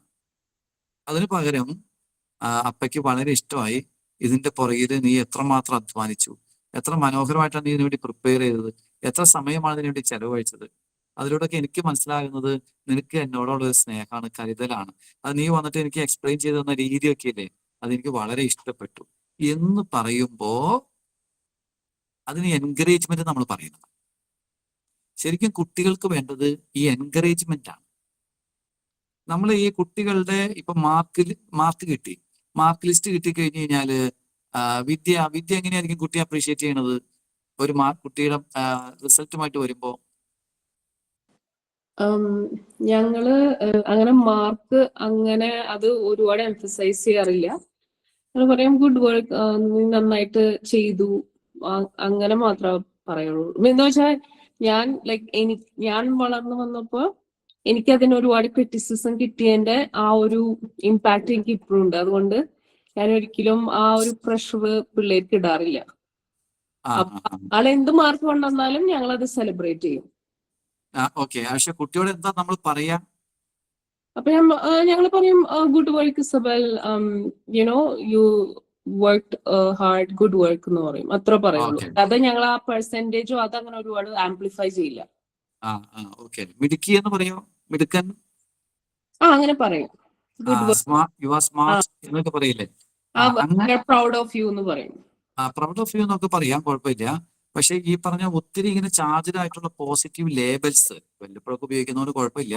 പക്ഷെ കണ്ടിന്യൂസ് ആയിട്ട് ഉപയോഗിക്കുന്നതിനേക്കാൾ നല്ലത് അവരുടെ ആ പ്രോസസ്സിനെ നമ്മൾ ഫോക്കസ് ചെയ്യുന്നതാണ്. പ്രോസസ്സ്. ഓക്കെ, ഒരാൾ സ്മാർട്ട് ആകുന്നത് അയാളുടെ എഫർട്ട് കൊണ്ടാവും. അപ്പൊ ആ എഫർട്ടിന് നമ്മൾ കൂടുതൽ ഫോക്കസ് ചെയ്ത് സംസാരിക്കുമ്പോൾ കുട്ടികൾക്ക് കുറച്ചും കൂടി സെൽഫ് എസ്റ്റീം കൂടും. ഇപ്പൊ നിങ്ങൾക്ക് അറിയാമല്ലോ, അതായത് നമ്മൾ ഈ എഫർട്ട് നമ്മുടെ റിസൾട്ടിനെയാണ് ഫോക്കസ് ചെയ്യുന്നതെങ്കിൽ റിസൾട്ട് ഇല്ലാതെ വരുമ്പോ നമുക്ക് എന്ത് തോന്നും? വി ഫീൽ റിജക്റ്റഡ് അല്ലെ? ഇപ്പൊ നിങ്ങളുടെ കുട്ടി ഒരു സ്കൂളിൽ ടോപ്പറാണ് കരുതുക. ടോപ്പറാണ്, എല്ലാവരും പ്രശംസിക്കുന്നു, പുകഴ്ത്തുന്നു, ബാനർ അടിച്ചു വെക്കുന്നു, സ്കൂളിൽ വിളിച്ച് വലിയ ആദരവ് കൊടുക്കുന്നു, മാതാപിതാക്കൾ കൊടുക്കുന്നു, അങ്ങനെ അങ്ങനെയൊക്കെ. അത് കഴിഞ്ഞ് അടുത്ത വർഷം കുട്ടി ടോപ്പർ അല്ല. അപ്പൊ കുട്ടിക്ക് എന്ത് തോന്നും? നെഗറ്റീവ് തോന്നും. പിന്നെ വാശിക്ക് വേണ്ടി പഠിച്ച് പിറ്റേത്തെ വർഷം ടോപ്പർ ആവണം എന്നുള്ളത് വരും. പക്ഷെ അത് അത്ര ഹെൽത്തി അല്ല. അതിനപ്പുറം ഓക്കെ, ഒരു കുട്ടി ടോപ്പർ ആയി കഴിഞ്ഞ് കഴിഞ്ഞാല് ആ ടോപ്പർ ആവാൻ കുട്ടിയിട്ട എഫർട്ട് ഉണ്ട്, കുട്ടി പുലർത്തുന്ന ചില ആറ്റിറ്റ്യൂഡ്സ് ഉണ്ട്. നമ്മൾ അതിനെയാണ് കൂടുതലായിട്ട് എംഫസൈസ് ചെയ്യുന്നത്. അതാണ് ശരിക്കും പ്രോപ്പർ അപ്രീസിയേഷൻ എന്നതുകൊണ്ട് നമ്മൾ ഉദ്ദേശിക്കുന്നത്. Positive appreciation. അപ്പോൾ we are appreciating the effort, not the result. Okay, the പ്രോസസ്സിനെയാണ്. So distinguish between praise and encouragement. പുകഴ്ത്തുന്നതും പ്രോത്സാഹിപ്പിക്കുന്നതും തമ്മിൽ വ്യത്യാസമുണ്ട്. പുകഴ്ത്തുന്നത് റിസൾട്ടിനെ കുറിച്ചാണെങ്കിൽ പ്രോത്സാഹനം എഫർട്ടിനെ കുറിച്ചാണ്. അതാണ് നമുക്ക് കൂടുതലായിട്ട് ഗുണം നൽകുന്നത്. അതോടൊപ്പം തന്നെ ഈ കുട്ടികൾ അപ്രീഷിയേറ്റ് ചെയ്യുമ്പോൾ ശരിക്കും ഡീറ്റെയിൽ ആയിട്ട് അപ്രീഷിയേറ്റ് ചെയ്യണമെന്ന് പറയുന്നത്. ചുരുങ്ങിയ വാക്കുകൾ കൊണ്ടല്ല, പരത്തി പറയണം. ഇപ്പൊ നമ്മൾ ഇതിനു മുമ്പ് കേട്ടേക്കുന്ന ഒരു റൂളാണ്, കുട്ടികളിൽ നന്മ കാണുമ്പോൾ ഒരു ഉപന്യാസം പോലെ പറയണം, എന്നാൽ കുറവ് കാണുമ്പോൾ ചുരുക്കിയും പറയണം. That's very important. അച്ഛാ, ഒരു ഇൻസിഡന്റ് ഷെയർ ചെയ്തോട്ടെ. ശരി. ഇത് റിലേറ്റഡ് ആണ്. അതായത് ഞങ്ങളുടെ പള്ളിയിൽ ഒരു കോമൺ ക്വിസ് പോലെ നടന്നു കാറ്റസം കുട്ടികൾക്ക്. അപ്പം എന്റെ മോന് മിക്കപ്പോഴും പാർട്ടിസിപ്പേറ്റ് ചെയ്യും എന്തെങ്കിലും ഇങ്ങനെയാണെങ്കിൽ. പക്ഷെ യൂഷ്വലി അവന്റെ രീതി എന്താന്ന് വെച്ചാൽ, അത് വീട്ടിലിപ്പോ ആരെങ്കിലും ഫ്രണ്ട്സ് വന്നാലും കളിക്കുമ്പം അവൻ തോറ്റുപോയാൽ അവന് പിന്നെ സങ്കടം, പിന്നെ പെട്ടെന്ന് അതിൽ നിന്ന് വിഡ്രോ ആവും, അങ്ങനെയൊക്കെയാണ്. അപ്പൊ ഇത്തവണ ക്വിസ് നടന്നപ്പോ അവൻ ചാടിക്കേറി ഉത്തരം പറഞ്ഞു, പക്ഷെ അത് തെറ്റായിരുന്നു. അപ്പൊ അവൻ ഉടനെ തന്നെ ഇരുന്നു. അപ്പൊ ഞാൻ വിചാരിച്ചു, ദൈവമേ തീർന്നു, ഇന്ന് മുഴുവനാണ് അതുമായിട്ടിരിക്കും എന്ന് ഓർത്തു. പക്ഷെ രണ്ടാമത്തെ ചോദ്യം വീണ്ടും ചോദിച്ചപ്പോഴത്തേനും ഇയാൾ വീണ്ടും എണീറ്റ് ആൻസർ പറഞ്ഞു. അപ്പൊ സമ്മാനവും കിട്ടി. അപ്പൊ അന്ന് പള്ളിയിൽ നിന്ന് കഴിഞ്ഞ് ഇറങ്ങിയപ്പോ പക്ഷെ ഞാൻ അവൻ പറഞ്ഞു, അമ്മ സമ്മാനം കിട്ടി എന്ന് പറഞ്ഞപ്പോ ഞാൻ പറഞ്ഞു, എടാ സമ്മാനം കിട്ടിയാലും ഇല്ലെങ്കിലും നീ ആ രണ്ടാമത് എണീക്കാൻ കാണിച്ച ഒരു കറേജ് ഉണ്ടല്ലോ നിന്റെ, അതായത് ആദ്യം തോറ്റു പോയിട്ട്. പക്ഷെ അത് പറഞ്ഞു കഴിഞ്ഞപ്പോ പിന്നെ ഒരു വ്യത്യാസം എന്താന്ന് വെച്ചാൽ, ഇപ്പൊ വീട്ടിലാണേലും എന്തെങ്കിലും കളി കളിച്ച് തോറ്റുപോയാലും ഇയാൾ ഇത് ഓർത്തിട്ടാണോ എന്നറിയില്ല, ഇപ്പം ചീറപ്പായിട്ട് പിന്നെയും കളിക്കാൻ പോകുന്നുണ്ട്. മറ്റേതെന്ന് പറഞ്ഞാൽ മാറിയിരിക്കുമായിരുന്നു. ഓക്കെ. അതൊരു നല്ലൊരു മാതൃകയാണ്. അതായത് അവൻ വീണ്ടും എഴുന്നേറ്റതിനെ നമ്മൾ വീണ്ടും അപ്രീഷിയേറ്റ് ചെയ്യണം അല്ലെ? അതിന്റെ ആ എഫർട്ട് അവൻ ഇട്ടല്ലോ. ആദ്യത്തേതിനേക്കാൾ എന്താ പറയാ, ഒരു മിസ്റ്റേക്ക് വന്നെങ്കിലും അല്ലെങ്കിൽ ഫെയിലിയർ വന്നെങ്കിലും അവിടെ നമ്മൾ റിജക്റ്റഡ് ആവാതെ we are going forward. That is, അതിനെ അപ്രീഷിയേറ്റ് ചെയ്യുന്നു. അതാണ് നമ്മൾ ഉദ്ദേശിക്കുന്ന ഈ പോസിറ്റീവ് അപ്രീസിയേഷൻ. അത് ചെയ്യുമ്പോൾ ഡീറ്റെയിൽ ആയിട്ട് ചെയ്യാം. നമുക്ക് ചുരുങ്ങിയ വാക്കുകളിൽ പറയുന്നതും ഡീറ്റെയിൽ ആയിട്ട് ചെയ്യുന്നതും തമ്മിൽ വ്യത്യാസമുണ്ട്. ഇപ്പൊ നമ്മുടെ മുമ്പിൽ കുട്ടി ഒരു മാർക്ക് ലിസ്റ്റ് ആയിട്ട് വന്നാൽ അല്ലെങ്കിൽ മാർക്കുമായിട്ട് വന്നു കഴിഞ്ഞാൽ അത് ജസ്റ്റ് ഒറ്റ സെന്റൻസിൽ ആ കൊള്ളാം മിടുക്കി എന്നൊക്കെ പറഞ്ഞ് അവസാനിപ്പിക്കാതെ അതിന്റെ പുറകിലിട്ട എഫേർട്ടും പുലർത്തുന്ന ആറ്റിറ്റ്യൂഡ്സും വിശദീകരിച്ച് കുട്ടികളോട് പറയുമ്പോൾ കുട്ടികളുടെ സെൽഫ് എസ്റ്റീം കൂടാനുള്ള സാധ്യതയുണ്ട്. അതിന് നമ്മൾ പറയുന്ന ഒരു പ്രിൻസിപ്പിൾ ഉണ്ട്, 5:1 എന്ന് പറയും. അതായത് കുട്ടികളിൽ നന്മ നമ്മളിങ്ങനെ എന്താ പറയുക, ആവർത്തിച്ച് പറയുകയും കുറവുകൾ കാണുമ്പോൾ ചുരുക്കി പറയുകയും ചെയ്യുന്ന ഒരു രീതിയാണ്. അതുണ്ടാകുമ്പോഴാണ് നമ്മൾ അൺകണ്ടീഷണൽ അക്സെപ്റ്റൻസ് പറഞ്ഞ പോലെ തന്നെ അൺകണ്ടീഷണൽ അപ്രീസിയേഷൻ വരുന്നത്. അപ്പൊ ഇവിടെ യഥാർത്ഥത്തിൽ കുട്ടിക്ക് കുറവുകൾ സംഭവിക്കാം, ഫെയിലിയർ സംഭവിക്കാം. അവിടെയൊക്കെ സംഭവിച്ചാൽ ശരി, കുട്ടി വാല്യബിൾ ആണ്. കാരണം കുട്ടിയുടെ എഫർട്ടിനെയാണ് നമ്മൾ ഇട്ടിരിക്കുന്നത്. ഇപ്പൊ ചില കാര്യങ്ങൾ കൊണ്ട് നമുക്കറിയാം, നമ്മൾ ഉദ്ദേശിക്കുന്ന എഫർട്ട് ഇട്ടാലും റിസൾട്ട് ഉണ്ടാവണമെന്നില്ല. പക്ഷെ റിസൾട്ട് ഇല്ലെങ്കിലും എനിക്കൊരു വിലയുണ്ടെന്ന് കുട്ടിക്ക് തോന്നുന്നത് എങ്ങനെയാണ്? ഞാൻ effort ഇട്ടല്ലോ. Okay, now what I have to learn from my failure, what I have to learn from my mistake. അങ്ങനെ പോസിറ്റീവായി ചിന്തിക്കാനായിട്ട് സാധിക്കുന്നത് എപ്പോഴാണ്? ആ എഫർട്ടിന് നമ്മൾ ഫോക്കസ് ചെയ്യുകയും അത് ഡീറ്റെയിൽ ആയിട്ട് പറയുകയും ചെയ്യുമ്പോഴാണ്. പിന്നെ നമുക്കറിയാം, ഈ അപ്രീസിയേഷൻ കൊടുക്കുമ്പോൾ മറ്റൊരാളുടെ മുമ്പിൽ വെച്ച് അപ്രീഷിയേറ്റ് ചെയ്യുകയാണെങ്കിൽ വളരെ നല്ലതാണ്. In public appreciation. ഇപ്പൊ വീട്ടിലുള്ള എല്ലാവരും കൂടി ഇരിക്കുമ്പോൾ അപ്രീഷിയേറ്റ് ചെയ്യുന്നത് വളരെ നല്ലൊരു കാര്യമാണ്. പിന്നെ നമ്മൾ നേരത്തെ സൂചിപ്പിച്ച പോലെ തന്നെ എപ്പോഴും അപ്രീസിയേഷൻ കൊടുക്കരുത് കേട്ടോ. എപ്പോഴും അപ്രീസിയേഷൻ കൊടുത്തു കഴിഞ്ഞാൽ കുട്ടികൾക്ക് തോന്നും ഐ ആം പെർഫെക്റ്റ്, അവർ വളരെ ഈഗോ മാനിയാക്കായിട്ട് മാറുമെന്നാണ് പറയുന്നത്. എന്ന് വെച്ച് കഴിഞ്ഞാൽ വളരെ സ്വാർത്ഥരായിട്ട് മാറാൻ സാധ്യതയുണ്ട്. എനിക്കൊരു കുറവില്ലാത്ത ഒരാളാണ്, അപ്പൊ മറ്റൊരാൾ പറഞ്ഞാലൊന്നും പിന്നെ കേൾക്കത്തില്ല. ഐ ആം പെർഫെക്റ്റ് എന്നൊരു ബോധം കുട്ടിയുടെ തലയിൽ വരും. പിന്നീട് ഒരു പരാജയം വരുമ്പോൾ ഉൾക്കൊള്ളാനും പറ്റത്തില്ല. നിങ്ങൾ ചില വ്യക്തികൾ കണ്ടിട്ടില്ലേ, കറക്റ്റ് ചെയ്യാൻ പറ്റില്ല, കറക്റ്റ് ചെയ്ത് കഴിഞ്ഞാൽ ഉടനെ കുട്ടി റിജക്റ്റഡ് ആവും. നമ്മൾ എന്തെങ്കിലും തിരുത്തി കഴിഞ്ഞ് കഴിഞ്ഞാൽ കുട്ടി പെട്ടെന്ന് ഡൗൺ ആയി പോകും. കുട്ടിക്ക് എന്തെങ്കിലും കുറവുണ്ടെന്ന് സൂചിപ്പിച്ചാൽ മതി, പെട്ടെന്ന് കുട്ടി ഡൗൺ ആയി പോകും. അപ്പൊ അത് കുട്ടികൾക്ക് സെൽഫ് എസ്റ്റീം ഇല്ലാത്തതിന്റെ ഒരു വലിയൊരു സൂചനയാണ്.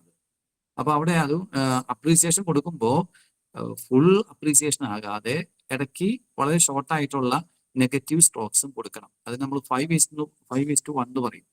എന്ന് വെച്ചാൽ 5 പ്രാവശ്യം നമ്മൾ നല്ലത് പറയുകയാണെങ്കിൽ 1 പ്രാവശ്യം ഒരു നെഗറ്റീവ് സ്ട്രോക്ക് കൊടുത്താൽ കുട്ടികൾക്ക് വളരാനുള്ള സാധ്യത ഹയർ ആയിട്ടുണ്ടാവുമെന്നാണ് പറയുന്നത്. ഓക്കെ, അപ്പോ നെഗറ്റീവ് സ്ട്രോക്കിന് ഒരു എക്സാമ്പിൾ പറയാമോ? ഏതാ നെഗറ്റീവ് സ്ട്രോക്കിന്? ഓക്കെ, ഇപ്പൊ ഒരു കുട്ടി ഡിസിപ്ലിന്റെ കാര്യത്തില് വീക്കാന്ന് പറഞ്ഞു കഴിഞ്ഞാല് കുളിക്കാനായിട്ട് പല വട്ടം പറഞ്ഞാലാണ് കുട്ടി കുളിക്കാൻ പോവുള്ളൂ. അപ്പൊ നമ്മൾ ആ കുട്ടിയെ നമ്മൾ അടുത്ത് വിളിച്ചിട്ട് അമ്മ പലവട്ടം പറയുന്നുണ്ടല്ലോ കുളിക്കാൻ നേരത്തെ പോകണമെന്ന്, എന്നിട്ട് പോകുന്നില്ലല്ലോ, ആ കാര്യത്തിൽ ഒന്ന് ശ്രദ്ധിക്കണം കേട്ടോ എന്ന് പറഞ്ഞാൽ ദാറ്റ് ഈസ് നെഗറ്റീവ് സ്ട്രോക്ക്. കുട്ടി ചെയ്യുന്ന ബിഹേവിയറിന് തിരുത്താനുള്ള ഒരു ശ്രമമാണ് നമ്മൾ നടത്തുന്നത്. അത് ചുരുക്കി പറയണം. ചിലപ്പോൾ നമ്മൾ വീടുകളിൽ കാണുന്ന ഒരു കാര്യം എന്ന് പറയുന്നത്, ഒരു നെഗറ്റീവ് കുട്ടിയുടെ കണ്ടു കഴിഞ്ഞാൽ ആദ്യ പ്രാവശ്യം പറയും, പിന്നെ കുട്ടി വേറെ എന്തെങ്കിലും ചെയ്യുമ്പോൾ അത് പറയും. അല്ലെ, ഇപ്പൊ പരീക്ഷയ്ക്ക് കുട്ടി തോറ്റു പോയി കഴിഞ്ഞു കഴിഞ്ഞാല് പിന്നെ നമ്മൾ കുട്ടി മൊബൈൽ ഉപയോഗിച്ചാൽ ചിലപ്പോൾ അപ്പൊ പറയും, ഇന്ന് മൊബൈൽ നോക്കണം, നോക്ക്. അല്ലെങ്കിൽ കുട്ടി എങ്ങാനും ഒരു സിനിമ കാണാണെങ്കിലോ അപ്പോഴും പറയും, കളിക്കാൻ പോയാലോ അപ്പോഴും പറയും. അങ്ങനെ പറയുന്നത് നമ്മുടെ കമാൻഡിങ് പവർ നഷ്ടപ്പെടുത്തുകയും കുട്ടിയെ കുറിച്ചുള്ള വില നഷ്ടപ്പെടുത്തുകയും ചെയ്യും. അതുകൊണ്ട് ഒരു പോസിറ്റീവ് വിശദീകരിച്ച് പറയുമ്പോൾ നെഗറ്റീവ്സും പറയണം, പക്ഷെ 5:1 എന്നൊരു റേഷ്യോയിൽ പറയുന്നതായിരിക്കും കുറച്ചുകൂടി നല്ലത്. ഓക്കെ, അപ്പൊ രണ്ടാമത്തെ കാര്യമാണ്. ഒരു കാര്യം ചോദിച്ചോട്ടെ? ചോദിച്ചു. കഴിഞ്ഞ ദിവസം ഈ പത്നി പറഞ്ഞതിന്റെ ഒക്കെ വെച്ചിട്ട് കഴിഞ്ഞ ദിവസം മൂത്താളുടെ 10 വയസ്സ് കഴിഞ്ഞു. അപ്പൊ അവളുടെ എക്സാം കഴിഞ്ഞു. അപ്പം 1-2 സബ്ജക്ട്സിന് കുറച്ച് മാർക്ക് കുറവായിരുന്നു. അപ്പൊ ഞാൻ അവളോട് തന്നെ ചോദിച്ചു, ഇപ്പൊ പരീക്ഷയ്ക്ക് പഠിച്ചിട്ടുണ്ടായിരുന്നു എന്റെ ഒരു ഇതില്, പക്ഷെ ഇങ്ങനെ എഴുതി വന്നപ്പോൾ മാർക്ക് കുറഞ്ഞു. അപ്പൊ ഞാൻ അവളെ ചെനക്ക് എന്തുകൊണ്ട് ഇതിന് മാർക്ക് കുറയാൻ കാരണം? അവളെന്ത് പറഞ്ഞു? ഞാൻ പഠിക്കാത്തോണ്ടാന്ന് പറഞ്ഞു. അപ്പൊ അവൾക്ക് തന്നെ അറിയാം അവള് പഠിക്കാത്തോണ്ടാണ് മാർക്ക് കുറഞ്ഞെന്നുള്ളത്. പക്ഷെ ഇപ്പൊ അവരോട് എന്തെങ്കിലും കാര്യം പറയുകയാണെങ്കിൽ അവൾ എന്നോട് പറയും, അപ്പൊ ഞാൻ ചിലപ്പോൾ എന്തെങ്കിലും തെറ്റ് ചെയ്തില്ലെങ്കിൽ കുറുമ്പ് എന്തെങ്കിലും കാണിക്കാൻ ശ്രമിക്കേട് കാണിച്ചു കഴിഞ്ഞാൽ ഞാൻ മിണ്ടാണ്ട് നടക്കും. ഇപ്പൊ ഒരു രാത്രി ആകുമ്പോൾ അവൾ എന്റെ അടുത്ത് വന്നിട്ട് പറയും, അമ്മ എന്റെ അടുത്ത് മിണ്ടുവോ, അമ്മയ്ക്ക് എന്നെ ഇഷ്ടമാണോ എന്നൊക്കെ ചോദിക്കും. അപ്പൊ ഞാൻ പറയും, നീ അമ്മയുടെ മൂത്ത മോളല്ലേ, അമ്മയ്ക്ക് നിന്നെ ഇഷ്ടമല്ലേ, അങ്ങനെയൊക്കെ പറഞ്ഞ ഒരു ഉമ്മയെ കൊടുത്തു വിടുമ്പം അവള് ഹാപ്പി ആവും. അത് കഴിഞ്ഞിട്ട് അപ്പൊ തന്നെ അവൾ എന്നോട് പറയും, അമ്മ ഞാൻ നാളെ നല്ല കുട്ടി ആയിക്കോളാം, നാളെ പറഞ്ഞനുസരിച്ചോളാം, പക്ഷെ നാളെയും പഴയതുപോലെ തന്നെയാവും. എനിക്കിന് ഉള്ളില് നല്ല കുട്ടിയാവണം, പറഞ്ഞനുസരിക്കണം, കുറുമ്പം നിർക്കുന്ന ആഗ്രഹം ഉണ്ടെങ്കിൽ പോലും ഇത് ഇങ്ങോട്ട് പറ്റുന്നില്ലെന്ന് തോന്നുന്നു ചെയ്യാനായിട്ട്. ഇപ്പൊ പഠിക്കാനായാലും പഠിച്ചു കഴിഞ്ഞാൽ മാർക്ക് കിട്ടും എന്ന് എനിക്കറിയാം, പക്ഷെ എനിക്കിപ്പോ പഠിക്കാൻ തോന്നണില്ല. ഇപ്പൊ പഠിക്കണ്ട, പരീക്ഷയുടെ തലേദിവസം പഠിച്ചാൽ മതിയല്ലോ. അപ്പൊ എല്ലാം കൂടെ വരുമ്പോഴത്തേക്കിനും എല്ലാം കൂടെ പഠിക്കുമ്പോൾ മാർക്ക് കുറഞ്ഞും പോവും. അതായത് കുട്ടിക്ക് അതിന് നമ്മൾ അപഗ്രഥിക്കേണ്ട കാര്യം, കുട്ടിക്ക് പരീക്ഷയ്ക്ക് മാർക്ക് കുറഞ്ഞു പോകുന്നത് എന്തുകൊണ്ടാണെന്നുള്ളൊരു ചോദ്യമുണ്ട്. അത് കുട്ടിയുമായിട്ട് നമുക്ക് ഡിസ്കഷൻ നടത്തണം. അല്ല, അങ്ങനെ അവിടെ ചോദിച്ചപ്പം അവള് തന്നെ എന്നോട് പറഞ്ഞു, ഞാൻ പഠിക്കാത്തതിന്റെ കുഴപ്പം കൊണ്ടാന്ന് പറഞ്ഞു. കാരണം ബാക്കി നല്ലപോലെ പഠിച്ച സബ്ജക്റ്റിനൊക്കെ നല്ല മാർക്കും ഉണ്ട്. ശരി. അല്ല, അപ്പൊ പഠിക്കാത്തതിന് കുഴപ്പമെന്ന് പറയുമ്പോൾ പഠിക്കേണ്ടതാണെന്നുള്ളൊരു ബോധം കുട്ടിക്ക് ഉണ്ടോ? ഇല്ല. അതുണ്ടെന്നാണ് എനിക്ക് തോന്നുന്നത്. കാരണം അല്ലെങ്കിൽ അവൾ അങ്ങനെ പറയില്ല. കാരണം 10 വയസ്സ് കഴിഞ്ഞു. അങ്ങനെ പഠിക്കേണ്ടതാണ് എന്നുള്ളത് ഉണ്ടെങ്കിൽ കുട്ടി പഠിക്കേണ്ടതല്ലേ? അല്ലെങ്കിൽ പിന്നെ എന്തെങ്കിലും പ്രത്യേകം സംഭവിച്ചിട്ടുണ്ടാവണം അവിടെ. അല്ലെങ്കിൽ നേരെ ആ സബ്ജക്റ്റിനോടുള്ള ഇതുകൊണ്ടാണ് എനിക്കറിയില്ല. അപ്പം അവള് പാടാണെന്ന് പറയണ ഇഷ്ടമല്ല, ബുദ്ധിമുട്ടാണെന്ന് പറഞ്ഞ സബ്ജക്റ്റിനാണ് ഏറ്റവും കൂടുതൽ മാർക്ക് കിട്ടിയത്. എനിക്ക് സിമ്പിൾ ആണെന്ന് പറയുന്ന സബ്ജക്റ്റിനാണ് മാർക്കും പറഞ്ഞത്. ഇപ്പം അവൻ ഓവർ കോൺഫിഡൻസിന്റെ ആണോ എന്ന് അറിയത്തില്ല. അപ്പൊ അതിന് എന്തിനാണ് ശരി ഒരു അടിസ്ഥാന റീസൺ ഉണ്ടാവും. ആ റീസൺ നമ്മൾ അഡ്രസ് ചെയ്യണം. ഓക്കെ, ആ റീസൺ അഡ്രസ് ചെയ്യുമ്പോഴാണ് യഥാർത്ഥത്തിലുള്ള പ്രോബ്ലത്തിലേക്ക് നമ്മൾക്ക് എത്താൻ പറ്റുള്ളൂ. അല്ലെങ്കിൽ നമ്മൾ പെരിഫറലായ ലെവലില് ഇപ്പൊ കുട്ടി പരീക്ഷയ്ക്ക് മാർക്ക് കുറഞ്ഞു പോയി നമ്മൾ മിണ്ടാതെ നടന്നു കഴിഞ്ഞാൽ അതൊരു ഒരു ശാശ്വതമായ പരിഹാരം ആവില്ലല്ലോ. മറിച്ച് കുട്ടിയുമായിട്ടുള്ള കോൺവെർസേഷനാണ് നമുക്ക് ബിൽഡപ്പ് ചെയ്യേണ്ടത്. അതിനകത്തേക്ക് എത്തിക്കണം. കുട്ടിയിൽ അമിതമായ കുറ്റബോധം സൃഷ്ടിക്കാതെ തന്നെ. ഇത് ചോദിച്ചതാണ് കൊച്ചു പറഞ്ഞത് ഞാൻ പഠിക്കാത്തതിന്റെ കുറവ് കൊണ്ടാണ് എനിക്ക് മാർക്ക് കുറഞ്ഞത്. അപ്പൊ അത് അവക്ക് തന്നെ അപ്പൊ മനസ്സിലായി ഓൾറെഡി ഇത് കുട്ടിക്ക് എന്റെ തന്നെ കുറവ് കുറ്റബോധമുണ്ട്. കൊണ്ടാണ് ഞാൻ പഠിക്കാത്തതുകൊണ്ടാണ്. അതെ.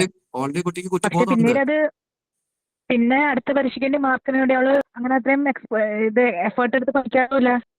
അപ്പൊ പഠിച്ചതിനെ കിട്ടും എന്ന് അപ്പൊ പറയാം, കുട്ടിക്ക് പക്ഷെ ചിലപ്പോ പഠിക്കാറ് മോട്ടിവേഷൻ കുറവുണ്ടാവുമായിരിക്കാം, അല്ലെങ്കിൽ പഠിക്കാനുള്ള കഴിവ് കുറവുണ്ടാവുമായിരിക്കാം, ആ വിഷയത്തോട് താല്പര്യ കുറവുണ്ടാവുമായിരിക്കാം, പല കാര്യങ്ങളുണ്ടാകാം. അത് എന്താണെന്ന് പരിശോധിച്ചിട്ട് വേണം നമുക്ക് അതിനെ അഡ്രസ് ചെയ്യാനായിട്ട്.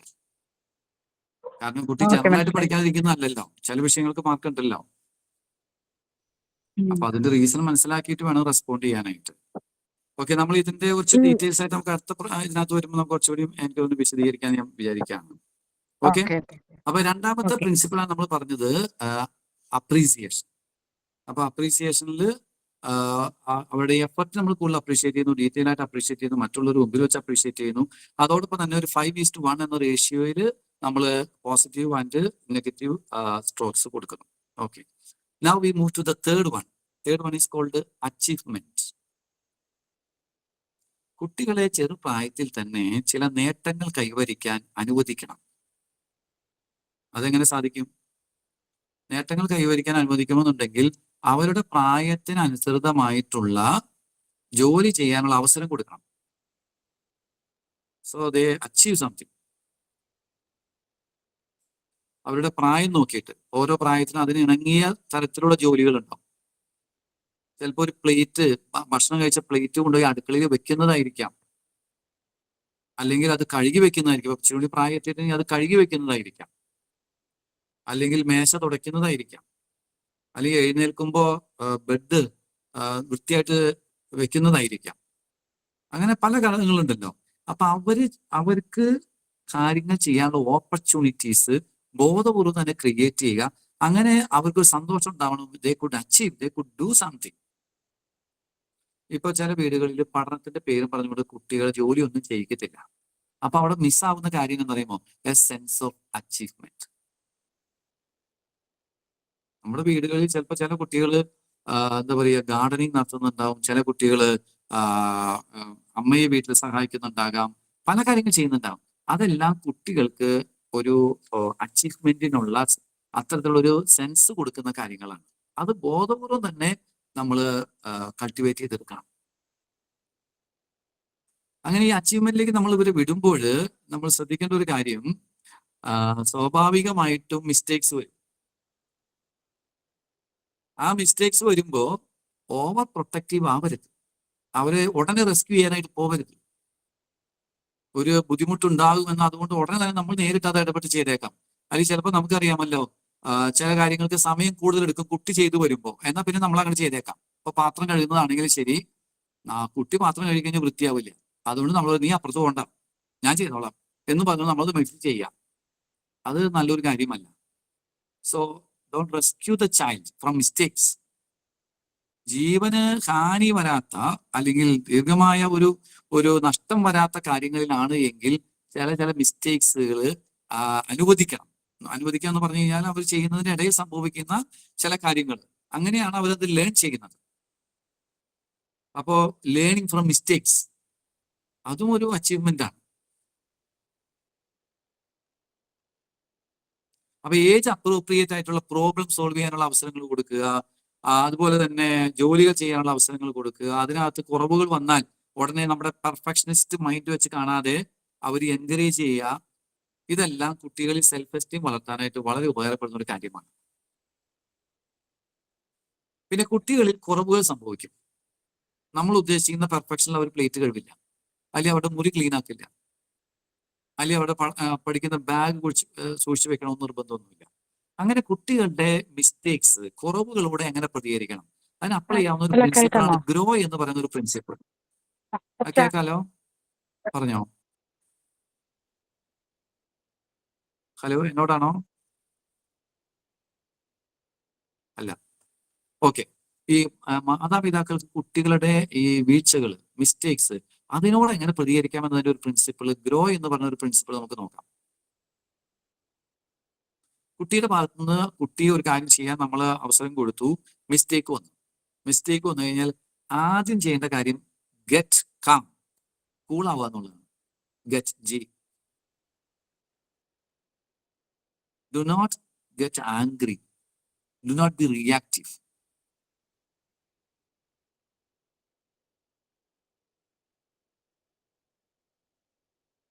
ഇപ്പോ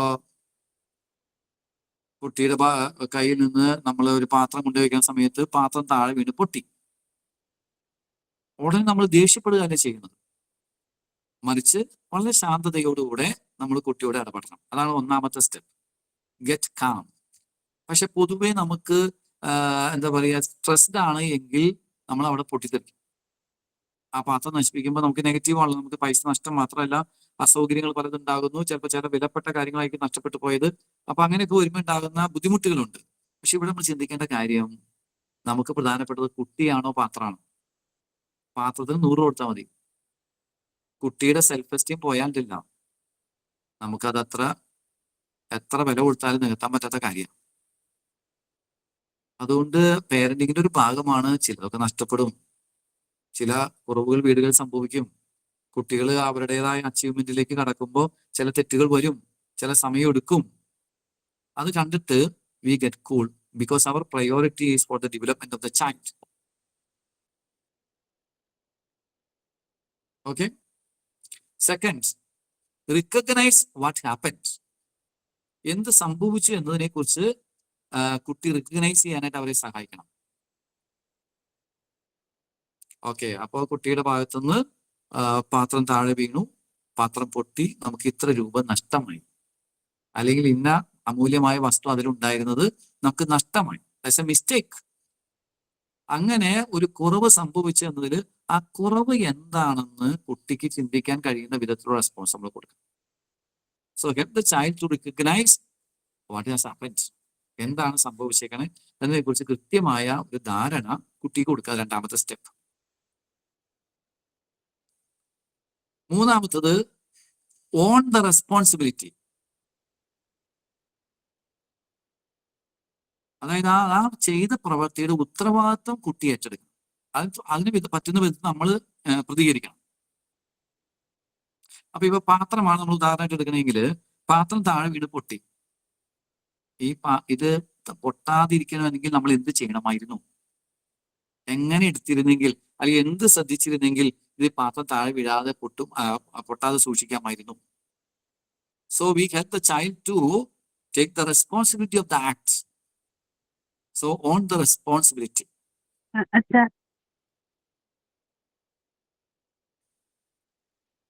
Then നാലാമത്തതാണ്, work out the next step. What we can do next. Hello. Okay, പാത്രം താഴെ വീണ് പൊട്ടി. നമുക്കിനി എന്ത് ചെയ്യാം? നമുക്കത് അടിച്ചുവാരി വൃത്തിയാക്കാം.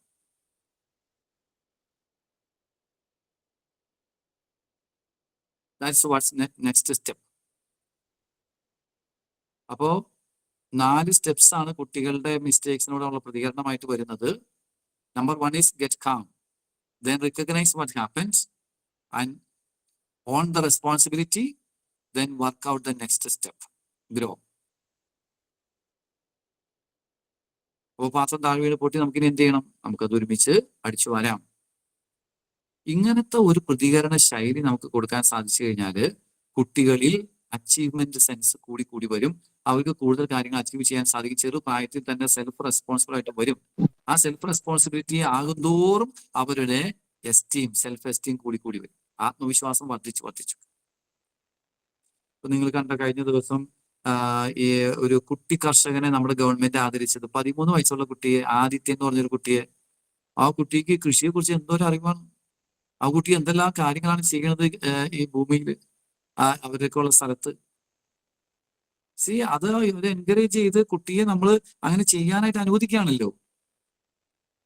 അപ്പൊ ചിലപ്പോൾ അനുവദിക്കുന്നതിൽ തെറ്റുപറ്റുന്നത് കുഴപ്പമില്ലെന്ന്. That's a learning process. So we help the child to learn from the mistakes. പക്ഷെ നമുക്ക് വേണ്ട ഒരു പ്രിൻസിപ്പിളാണ് ആ കുട്ടിയുമായിട്ട് വളരെ കാം ആൻഡ് ക്വയറ്റ് ആയിട്ട് സംസാരിക്കാൻ സാധിക്കാം. സംസാരിക്കുമ്പോൾ എന്താണ് സംഭവിച്ചത്, അതിന്റെ കുറവ് എന്താണെന്നുള്ളതിനെ കുറിച്ച് ഒരു അവബോധം കുട്ടിക്ക് കൊടുക്കുക. അതിന്റെ റെസ്പോൺസിബിലിറ്റി ഏറ്റെടുക്കാനായിട്ട് കുട്ടിയോട് തന്നെ ചോദിക്കുക. ഇത് നമുക്ക് വേറെ രീതി ചെയ്തിരുന്നെങ്കിൽ നമുക്ക് ഇതിങ്ങനെ ഈ നഷ്ടം വരാതെ സൂക്ഷിക്കാമായിരുന്നു എന്ന് കുട്ടിയോട് തന്നെ സംസാരിക്കാം. Now what we can do next സ്റ്റെപ്പിലേക്ക് കടക്കാം. കുട്ടിക്ക് എന്തെങ്കിലും ഒരു കുറവ് വരാൻ പോകുമ്പോഴേക്ക് എടുത്ത് ചാടി നമ്മൾ റെസ്ക്യൂ ചെയ്യാൻ പോകരുത്. ജീവഹാനി സംഭവിക്കുന്ന കാര്യമാണെങ്കിൽ നമ്മൾ റെസ്ക്യൂ ചെയ്യണം കേട്ടോ. അല്ലെങ്കിൽ ലോങ് ടൈമിലുള്ള എന്തെങ്കിലും നഷ്ടം വരുന്നതാണെങ്കിൽ we have to help the child. അതല്ല താൽക്കാലികമായ ചില നഷ്ടങ്ങളെ പ്രതി നമ്മൾ കുട്ടികളെ എപ്പോഴും ഓവർ പ്രൊട്ടക്റ്റീവായിട്ട് സൂക്ഷിക്കുന്നത് നല്ലതായിരിക്കും. Okay, this is the third step. Achievement, sense of achievement. Then final step, that is autonomy. ഈ കുട്ടികൾക്ക് ഡ്രസ്സ് ചൂസ് ചെയ്യുന്നത് എങ്ങനെയാ? ആരാണ് തീരുമാനിക്കുന്നത്? മൈക്ക് ഒന്ന് അൺമ്യൂട്ട് ചെയ്യാമോ? ഡേസിന്റെ മൈക്ക് ഒന്ന് അൺമ്യൂട്ട് ചെയ്യാം. മിക്കവാറും ഞങ്ങൾ തന്നെയായിരിക്കും പറയണത്. പക്ഷെ എന്നാലും 1-2 ഇങ്ങനെ സെലക്ഷൻ ആള് നടത്തും. അപ്പൊ 3-4 എടുത്തുകൊണ്ട് വരും. അപ്പൊ നമുക്കും കൂടി അത് താല്പര്യമാണെങ്കിൽ മാത്രമാണ് സമ്മതിക്കാറ്. കുട്ടികളിൽ ആത്മവിശ്വാസവും സ്വയം മതിപ്പും വളരാനുള്ള വളരെ നല്ലൊരു കാര്യമാണ് ചെറുപ്രായത്തിൽ മുതൽ കുട്ടികൾക്ക് ചോയ്സ് കൊടുക്കുക. ചെറിയ ചെറിയ കാര്യങ്ങളിൽ ആദ്യം കൊടുക്കുക, പിന്നെ വലിയ വലിയ കാര്യങ്ങൾ കൊടുക്കുക. They choose four themselves. പക്ഷെ അതിന് നമുക്ക് ചെറുപ്രായമാകുമ്പോൾ നമ്മളൊരു ഗൈഡൻസ് വേണം. ഇപ്പൊ ഒരു ഷോപ്പിങ്ങിനാണ് പോണെങ്കിൽ, ഒരു ഡ്രസ്സ് എടുക്കാനാണ് പോണെങ്കിൽ ഡ്രസ്സിന്റെ ബഡ്ജറ്റ്, ഡ്രസ്സിന്റെ മോഡ് നമുക്കിപ്പോ ഏത് വിധത്തിലുള്ള ഡ്രസ്സാണ് വേണ്ടത്, അതിന്റെ വാല്യൂസ് എന്തൊക്കെയാണ്, ഇതിനെക്കുറിച്ച് കൃത്യമായ ഫ്രെയിം വർക്ക് നേരത്തെ ഉണ്ടാക്കുകയും എന്നിട്ട് കുട്ടികളോട് നമ്മൾ പറയാണ് you can choose at least 3 or 4. എന്നിട്ട് അവർ അതിൽ നിന്ന് ഒരെണ്ണം നമ്മൾ ചൂസ് ചെയ്യുന്നു. അവർക്ക് നേരത്തെ ഒരു ഐഡിയ കൊടുക്കുകയാണെങ്കിൽ they get an opportunity to make a choice. അല്ലെങ്കിൽ ഇപ്പൊ അനുദിനം ഡ്രസ്സ് ധരിക്കുമ്പോൾ ഇന്ന് ബ്ലൂ ഷർട്ട് വേണോ അതേ റെഡ് ഷർട്ട് വേണോ എന്നൊക്കെ ഉള്ള വിധത്തിലുള്ള ചോയ്സ് ക്രിയേറ്റ് ചെയ്യാനായിട്ട് കുട്ടികളെ ബോധപൂർവ്വം തന്നെ നമ്മൾ പ്രോത്സാഹിപ്പിക്കും. അത് ചെയ്യാറുണ്ട്, പറയാറുണ്ട്. അതെ, അതായത് അവരുടെ ഇഷ്ടം അനുസരിച്ച് പോകാന്നല്ല നമ്മൾ ഉദ്ദേശിച്ചിരിക്കുന്നത്, മറിച്ച് ചോയ്സ് അവർക്ക് കൊടുക്കും. പക്ഷെ ചോയ്സിന്റെ പുറകിൽ നമ്മുടെ ഒരു ഗൈഡൻസ് ഉണ്ട്. കാരണം അവർക്ക് എല്ലാം അവരുടെ ഇഷ്ടം അനുസരിച്ച് ഒരു പെർമിസീവ് പേരന്റിങ് അല്ല നമ്മൾ ഇവിടെ ഉദ്ദേശിക്കുന്നത്. മറിച്ച് അവരുടെ എന്താ പറയാ ലൈഫില് ചെറിയ ചെറിയ കാര്യങ്ങളിലൊക്കെ അവർക്ക് ചില ടോയ്സ്, ഫോർ എക്സാമ്പിൾ, അതിൽ ചില ചെരുപ്പ്, അല്ലെങ്കിൽ അങ്ങനെ ചില കാര്യങ്ങളൊക്കെ ഉണ്ടല്ലോ. അപ്പൊ അത് ആ കുട്ടികളുടെയും കൂടിയും ഒരു ചോയ്സ് നമ്മൾ വിട്ടു കഴിഞ്ഞാല് അവര് സെൽഫായിട്ട് തന്നെ തീരുമാനം എടുക്കുമ്പോൾ അവർക്ക് ഒരു തൃപ്തി വരും. കൂടാതെ അവരുടെ സെൽഫ് എസ്റ്റീം വർദ്ധിക്കും. ഇത് നമ്മളൊരു കാര്യം ചെയ്യുമ്പോൾ അവരുടെ അഭിപ്രായം ചോദിക്കുന്നത് നല്ലതാണ്. ഇപ്പൊ നമ്മൾ സാധാരണ മുതിർന്നവരെ ബഹുമാനിക്കുമെന്ന് പറയും, കുട്ടികളെയും ബഹുമാനിക്കേണ്ടതാണ് നമ്മുടെ വീടുകളിലൊക്കെ ചെയ്യുമ്പോഴേ. ഇപ്പൊ കുട്ടികളെ മാത്രം ബഹുമാനിക്കുന്നത് നല്ലതല്ല കേട്ടോ. ഇപ്പൊ നമ്മുടെ വീട്ടിൽ ഭക്ഷണം ഉണ്ടാക്കുന്നത് കുട്ടികളുടെ രുചി മാത്രം അനുസരിച്ച് അതും നല്ലതായിരിക്കില്ല. എന്നാലും അവരെ നമ്മളെ ബഹുമാനിക്കുന്നതിന്റെ ഭാഗമായിട്ട് അവരുടെ അഭിപ്രായം ചോദിക്കുന്നു. അവരുടെ അഭിപ്രായം നമുക്ക് അക്സെപ്റ്റബിൾ അല്ലെങ്കിൽ എന്തുകൊണ്ട് അക്സെപ്റ്റബിൾ അല്ല എന്ന് അവരോട് സംസാരിക്കുന്നു. അത്തരത്തിലുള്ള ഒരു പ്രത്യേക ശ്രദ്ധ നമ്മൾ പ്രത്യേകമായിട്ട് കരുതണമെന്നെങ്കിൽ തോന്നുന്നു. പക്ഷേ കുട്ടികളുടെ അഭിപ്രായം ചോദിക്കുമ്പോൾ ചില കാര്യങ്ങൾ അവരുടെ അഭിപ്രായങ്ങൾക്ക് മാത്രം വിടുന്നത് ശരിയല്ല. ഫോർ എക്സാമ്പിൾ, അവരുടെ സേഫ്റ്റി, സുരക്ഷിതത്വം, അവരുടെ ആരോഗ്യം. അവർക്ക് ഭക്ഷണം കഴിക്കാൻ താല്പര്യമില്ല, അതുകൊണ്ട് നമ്മൾ അതിനെ ഫോഴ്സ് ചെയ്യുന്നില്ല. അങ്ങനെ വരുമ്പോൾ അവർക്ക് സെൽഫ് റെസ്പോൺസിബിൾ ആവുമല്ലോ എന്ന് പറഞ്ഞാൽ ശരിയാവില്ല. അവർ അത്യാവശ്യം ഭക്ഷണം കഴിക്കണമല്ലോ. So we have to encourage them. Then appropriate discipline, bed time, എപ്പോൾ ഉറങ്ങണം, അല്ലെങ്കിൽ സ്കൂളിലെ responsibilities, screen limits, family values. ഇതിനകത്തൊന്നും അവര് മാത്രം തീരുമാനിക്കേണ്ട കാര്യമല്ല. അത് മാതാപിതാക്കളും കൂടി ഗൈഡൻസിൽ തീരുമാനിക്കേണ്ട കാര്യങ്ങളാണ്. അതുകൊണ്ട് അവർക്ക് മാത്രം വിട്ടുകൊടുക്കുന്നതല്ല നമ്മൾ ഉദ്ദേശിച്ചത്, മറിച്ച് മാതാപിതാക്കളുടെ ഗൈഡൻസിൽ അവർക്ക് ചൂസ് ചെയ്യാൻ കഴിയുന്ന മേഖലകളെ ചൂണ്ടിക്കാണിച്ചു കൊടുക്കുക. എന്നിട്ട് അവർ ചൂസ് ചെയ്ത് ചെറിയ ചെറിയ കാര്യങ്ങളെ അവർ തന്നെ തിരഞ്ഞെടുത്ത് വളരട്ടെ. ഇപ്പോ ഒരു ഫംഗ്ഷന് പോകുമ്പോൾ ഏത് ഡ്രസ്സ് ധരിക്കണം, നമ്മളൊരു ഫ്രെയിം വർക്ക് ഉണ്ടാക്കുക, വാല്യൂസ് ഉണ്ടാക്കുക, അതനുസരിച്ച് അവർ ചൂസ് ചെയ്യുമെന്ന് നോക്കാം. ചൂസ് ചെയ്ത് ശരിയല്ല എങ്കിൽ ശരിയല്ല എന്ന് യുക്തി സഹമായിട്ട് അവരോട് സംസാരിക്കാൻ സാധിക്കും. അതിനെ നമ്മൾ പറഞ്ഞ ഓട്ടോണമി എന്ന് പറഞ്ഞാൽ സ്വന്തം കാലുമ നിൽക്കുക. ഇപ്പോൾ നിങ്ങളുടെ വീടുകളിലൊക്കെ കുട്ടികൾ വളർന്നു വരുന്തോറും അവർ തനിച്ച് ചെയ്യുന്ന കാര്യങ്ങളുടെ എണ്ണം കൂടി വരാണല്ലോ. അവർ തനിച്ച് തീരുമാനിക്കുന്നതിന്റെ എണ്ണം കൂടി വരികയല്ലേ. ഓരോ വശം കൂടി വരണം. ഇപ്പോ ഹോംവർക്ക് എപ്പോൾ ചെയ്യണം, അത് കുളിച്ചിട്ട് ചെയ്യണോ, കുളിക്കണൊക്കെ മുമ്പ് ചെയ്യണോ, ചായ എപ്പോൾ കുടിക്കണം, ഇങ്ങനെയുള്ള ചില കാര്യങ്ങളൊക്കെ കുട്ടികൾക്ക് തനിയെ തീരുമാനിക്കാവുന്ന ചില മേഖലകളാണ്. അപ്പൊ ആ വിധത്തില് അവർക്ക് ചോയ്സ് കൊടുക്കുക, അതിലൂടെ അവർ വളരും. അങ്ങനെ നമുക്ക് കുട്ടികളുടെ സെൽഫ് എസ്റ്റീം ബൂസ്റ്റപ്പ് ചെയ്യാനായിട്ട് സാധിക്കും. ചോദിച്ചോട്ടെ. ചോദിച്ചോളൂ. അതായത് നമ്മള് ഇപ്പം കുട്ടികൾക്ക് പോക്കറ്റ് മണി അല്ല, എന്നാലും അവരെ എൻകറേജ് ചെയ്യാനായിട്ട് ഇപ്പം മന്ത്ലി, ഇപ്പം ഞങ്ങൾ ഈ മാസം കഴിഞ്ഞ മാസം തുടങ്ങി ഇങ്ങനെ ജസ്റ്റ് ഒരു തോട്ട് കിട്ടിയപ്പോൾ ചെയ്തതാണ്. അതായത് ഒരു സാലറി പോലെ കൊടുക്കുക, മാസം ഒരു 250 രൂപ മൂത്ത ആൾക്കും രണ്ടാമത്തെ ആൾക്കും കൊടുക്കുന്നുണ്ട്. അപ്പം എൻ്റെ കുഞ്ഞ് അവരുടെ ഒരു പേഴ്സൊക്കെ മേടിച്ചു കൊടുത്തു. പക്ഷെ അവരത് മിസ്യൂസ് ചെയ്യുന്നില്ല. പക്ഷെ അങ്ങനെ ചെയ്യുന്നതുകൊണ്ട് എന്തെങ്കിലും കുഴപ്പമുണ്ടോ? സാലറി പോലെ കൊടുക്കുന്ന എന്തിനാ? അങ്ങനെ അതായത് അവര് നന്നായിട്ട് കാര്യങ്ങളൊക്കെ നീറ്റായിട്ട് രാവിലെ എണീറ്റ് കഴിഞ്ഞിട്ട് എല്ലാം വൃത്തിയായിട്ട് ചെയ്യുന്നു. പിന്നെ ഞങ്ങൾ പറയാതെ തന്നെ ബെഡെല്ലാം മടക്കി വെക്കുന്നു, ബാക്കി ബാഗെല്ലാം അതായത് ഒരു തിരിച്ച് പോസിറ്റീവ് സ്ട്രോക്ക് പോലെ പക്ഷേ പ്രോത്സാഹനമായിട്ട് നമ്മൾ കൊടുക്കുന്ന അല്ലേ? അപ്പൊ ആദ്യം ഞങ്ങൾ ചെയ്തതെന്ന് വെച്ചാൽ മന്ത്ലി ഇവന് ക്യാൻറ്റീൻ എന്തെങ്കിലും ഇഷ്ടമുള്ളത് മേടിക്കാൻ ഒരു 20 രൂപ കൊടുക്കുമായിരുന്നു, എന്തെങ്കിലും മേടിച്ച് കഴിക്കാൻ. പക്ഷെ അത് ആള് 2-3 ആഴ്ച അത് സ്പെൻഡ് ചെയ്യാതിരുന്നു. അപ്പം അവൻ തെറ്റിദ്ധരിച്ചത് അച്ഛൻ പറഞ്ഞത് ഒരു വർഷത്തേക്കുള്ളതാന്നാ പുള്ളി തെറ്റിദ്ധരിച്ച് കേട്ടത്. അപ്പൊ അങ്ങനെ സൂക്ഷിച്ചു വെച്ചതാ. ഓ എന്റെ ദൈവമേ. അപ്പൊ അത് കഴിഞ്ഞിട്ട് പിന്നെ പുള്ളി ഒരു ദിവസം വന്നിട്ട് പറഞ്ഞു, ഇല്ല ഞാനത് ഒന്നും മേടിച്ചില്ല, ഞാനത് ചാരിറ്റി ബോക്സിൽ ഇട്ടു എന്ന് പറഞ്ഞു. അപ്പൊ അത് കേട്ടപ്പോ അച്ഛൻ പറഞ്ഞു, അങ്ങനെ വൈസായിട്ട് യൂസ് ചെയ്യാൻ പറ്റുവാണെങ്കിൽ കൊച്ചിന് ഇങ്ങനെ തരാമെന്ന് പറഞ്ഞു. പക്ഷെ ഇതുവരെ ആളങ്ങനെ സ്പെൻഡ് ചെയ്തിട്ടില്ല, സൂക്ഷിച്ചു വെക്കുക. അപ്പൊ അത് പറയുന്നത് ഞാനത് എനിക്ക് വലിയ എന്തെങ്കിലും സാധനം മേടിക്കാൻ വേണ്ടി മാറ്റി വെക്കുവാന്ന് പറഞ്ഞ് ചെയ്യുന്നുണ്ട്. പക്ഷെ ഇതിൽ എന്തെങ്കിലും അപകടങ്ങളല്ലാതെ ഉണ്ടാവോ എന്നുള്ളത്. ഇല്ല, അതായത് കുട്ടികൾക്ക് നമ്മൾ പോക്കറ്റ് മണി കൊടുക്കൂല, പോക്കറ്റ് മണി കൊടുക്കണം അവർക്കൊരു ഗിഫ്റ്റ് ആയിട്ടും, അല്ലെങ്കിൽ അവർ ചില കാര്യങ്ങൾ ചെയ്തതിന്റെ ഒരു അപ്രീസിയേഷൻ ഒക്കെ ആയിട്ട്. പക്ഷെ ചെയ്തതിന്റെ മോട്ടീവ് അതാക്കാതിരിക്കുന്നത് നല്ലത്. അതായത് നിങ്ങൾ ചെയ്ത് നിനക്ക് പൈസ കിട്ടും അതുകൊണ്ട് ഇത് ചെയ്തേക്കാമെന്നതിനേക്കാൾ ഉപരി ചെയ്യുന്ന കാര്യത്തിന് അതിൻ്റെതായ വാല്യൂ ഉണ്ട്. പക്ഷെ ഇറ്റ്സ് എ സൈഡ്, ഒരു റിവാർഡായിട്ട് കൊടുക്കുന്നു, അത് അവർ കീപ്പ് ചെയ്യുന്നു. നമ്മൾ കഴിഞ്ഞ ക്ലാസ്സിൽ പറഞ്ഞെന്നാണ് ഞാൻ മനസ്സിലാക്കുന്നത്. അപ്പോൾ കുട്ടികൾക്ക് ഒരു 3 ബോക്സ് നമ്മൾ വെക്കുന്നു. 3 ബോക്സിനകത്ത് ഒരെണ്ണം സേവ് ചെയ്യാനായിട്ട്, ഒരെണ്ണം എക്സ്പെൻസിന് വേണ്ടിയിട്ട്, ഒരെണ്ണം ചാരിറ്റിക്ക് വേണ്ടിയിട്ട്. അങ്ങനെയൊക്കെ പരിശീലിപ്പിക്കുന്നത് വളരെ നല്ലതാണ്. അങ്ങനെ സ്വയമായിട്ട് തന്നെ അവർക്ക് തീരുമാനിക്കാൻ സാധിക്കുക അവരുടെ കയ്യിൽ ഇത്ര പൈസ ഉണ്ട്, ആ പൈസ അവർ ചാരിറ്റിക്ക് കൊടുക്കുന്നു, ആർക്ക് കൊടുക്കുന്നു അവർ തന്നെ തീരുമാനിക്കട്ടെ. അങ്ങനെയൊക്കെയുള്ള ചില ചിന്തകൾ, ചെറിയ ചെറിയ തീരുമാനങ്ങൾ എടുക്കാനായിട്ട് അവരെ പ്രോത്സാഹിപ്പിക്കുന്നത് എപ്പോഴും അവരുടെ സെൽഫ് എസ്റ്റീം കൂടാനായിട്ട് സഹായകരമായിരിക്കും. പിന്നെ അവരുടെ ടാലൻസ് കണ്ടെത്തിയിട്ട് അതിന് പറ്റുന്ന വിധത്തിൽ അവരെ പ്രോത്സാഹിപ്പിച്ചുകൊണ്ടിരിക്കുമ്പോൾ സ്വാഭാവികമായിട്ട് അവർക്ക് ആത്മവിശ്വാസം വർദ്ധിച്ചു വരും. ഓക്കെ, ഐ തിങ്ക് നമുക്ക് ടൈം ആയിക്കൊണ്ടിരിക്കുകയാണ്. 4 കാര്യങ്ങളാണ് നമ്മൾ ഇതുവരെ പറഞ്ഞത്. കുട്ടികളിൽ self esteem and self confidence വർദ്ധിച്ചു വരാനായിട്ട്. ഒന്ന്, നമ്മൾ പറഞ്ഞ കാര്യം നിങ്ങൾ ശ്രദ്ധിച്ചിട്ടുണ്ടാവുമായിരിക്കും, ഓർക്കുന്നുണ്ടോ? ഒന്നാമത്തെ കാര്യം ആക്സെപ്റ്റൻസ്, അൺകണ്ടീഷണൽ അക്സെപ്റ്റൻസ്. അത് എങ്ങനെ സാധിക്കും നമ്മൾ കണ്ടു. ദെൻ അഫർമേഷൻ അല്ലെങ്കിൽ appreciation, positive appreciation. Then achievement. And achievement എന്ന് പറഞ്ഞാൽ സ്വന്തമായിട്ട് ജോലികൾ ചെയ്യാനുള്ള അവസരം കൊടുക്കുകയും മിസ്റ്റേക്സിൽ നിന്ന് പാഠം പഠിച്ച് മുമ്പോട്ട് പോകാനുള്ള അവസരം ബോധപൂർവ്വം തന്നെ ഒരുക്കുകയും ചെയ്യുന്നതാണ്. അതോടൊപ്പം തന്നെ ലാസ്റ്റ് വൺ, ഓട്ടോണമി, സ്വന്തം തീരുമാനം എടുക്കാനായിട്ട് കൂടുതൽ പ്രോത്സാഹിപ്പിക്കുക, അവരുടെ അഭിപ്രായങ്ങൾക്കൊക്കെ പരിഗണന കൊടുത്തിട്ട് അവരെ വളർത്തിക്കൊണ്ടുവരുന്ന ഒരു രീതിയാണത്. ഓക്കെ, ഈ 4 കാര്യങ്ങൾ നമ്മൾ ബോധപൂർവം തന്നെ നമ്മുടെ പേരന്റിങ്ങിൽ ചേർത്ത് കഴിഞ്ഞാൽ നല്ലൊരു റിസൾട്ട് ഉണ്ടാകാൻ സാധ്യതയുണ്ടെന്നാണ് തോന്നുന്നത്. ഇനി നമുക്ക് സ്പെസിഫിക് ആയിട്ട് ഈ മാസം ചെയ്യാനുള്ള ഒരു ഹോംവർക്ക് എന്താണെന്ന് നമുക്ക് നോക്കാം. നമ്മുടെ ഓരോ കുട്ടിയുടെയും നിങ്ങൾ ഒരു 5 സ്ട്രെങ്ത് എഴുതുക. നിങ്ങളുടെ വീട്ടിൽ 2 കുട്ടി ഉണ്ടെങ്കിൽ 2 കുട്ടികളുടെയും ഓരോ കുട്ടിയുടെയും സ്പെസിഫിക് ആയിട്ടുള്ള 5 സ്ട്രെങ്ത് നിങ്ങൾ എഴുതുക.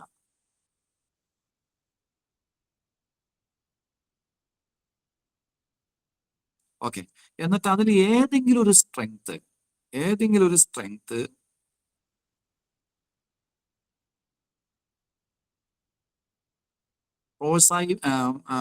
കൂടുതൽ വരാനായിട്ട് നിങ്ങൾ ചെയ്തുകൊണ്ടിരിക്കുന്ന ഒരു കാര്യം എന്താണെന്ന് നോട്ട് ചെയ്യാം. 5 സ്ട്രെങ്ത് ഉണ്ട്, അതിനകത്ത് ഏതെങ്കിലും ഒരു സ്ട്രെങ്ത് വർദ്ധിച്ചു വരാൻ വേണ്ടിയിട്ട് നിങ്ങൾ ചെയ്യുന്ന ഒരു കാര്യം ഒന്ന് നോട്ട് ചെയ്യുക.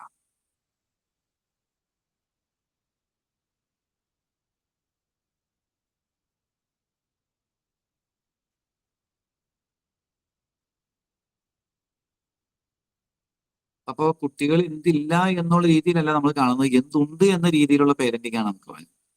കുട്ടികളിൽ അതില്ല ഇതില്ല എന്നുള്ള രീതിയിൽ ചിന്തിക്കാതെ കുട്ടികൾ ഇന്നതൊക്കെ ഉണ്ടല്ലോ, അപ്പൊ അതിനെ ഫോക്കസ് ചെയ്തിട്ട് അവർ പേരന്റിംഗ് നടത്താൻ സാധിക്കാം. അപ്പൊ 5 സ്ട്രെങ്ത്, അതിനകത്ത് ഒരു പർട്ടിക്കുലർ സ്ട്രെങ്ത്തിനെ വളർത്തിയെടുക്കാൻ നിങ്ങൾ ചെയ്യുന്ന ഒരു കാര്യം നോട്ട് ചെയ്യുന്നു. Then practice for the next month at least 5 appreciation positive strokes per day to your child. 5 positive stroke.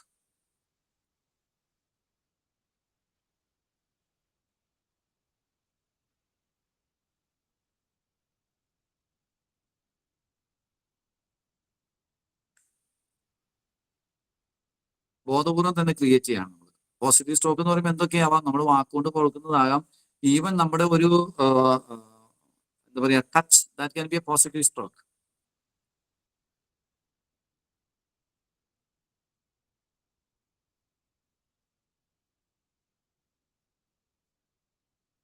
പിന്നെ ഒരു നെഗറ്റീവ് സ്ട്രോക്ക് നമ്മൾ നേരത്തെ പറഞ്ഞ പ്രിൻസിപ്പിൾ ഉപയോഗിച്ചിട്ട് ഗ്രോ പ്രിൻസിപ്പിൾ ഉപയോഗിച്ചിട്ട് ഒരു നെഗറ്റീവ് സ്ട്രോക്ക്.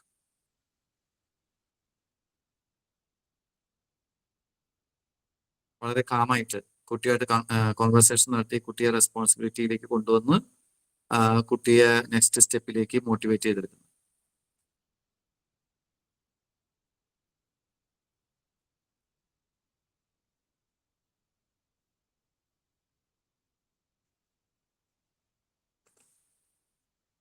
ഓക്കെ, ക്ലാരിറ്റി ഉണ്ടോ നമ്മുടെ ഹോംവർക്കിനെ കുറിച്ച്? 5 പോസിറ്റീവ് സ്ട്രോക്സ് ഡെയിലി യൂസ് ചെയ്യണം എന്നാണ് പറഞ്ഞേ. അത് തന്നെ, 5 positive strokes daily. Negative daily പറയണ്ടല്ലോ. നെഗറ്റീവ് ഉണ്ടെങ്കിൽ പറയാം, മിക്കവാറും കാണുമായിരിക്കും, മിക്കവാറും കാണുമല്ലോ. അത് ഒരെണ്ണേ പറയാവുന്ന ഉദ്ദേശിച്ചിട്ട് കൂടുതൽ പറയുന്ന. അതായത് കറക്ഷൻസ് നമ്മൾ കൊടുക്കുന്നത് നെഗറ്റീവ് കറക്ഷൻസ് കൂടുതലാവാതെ പോസിറ്റീവ് ആയിട്ടുള്ള അപ്രീസിയേഷൻ കൂട്ടുക. നമുക്കറിയാമല്ലോ, പോസിറ്റീവ് കൂടുമ്പോൾ തന്നെ ഈ പെട്ടെന്ന് കുറവുകളെയും തിരിച്ചറിയാനായിട്ട് സാധിക്കും നമുക്ക്.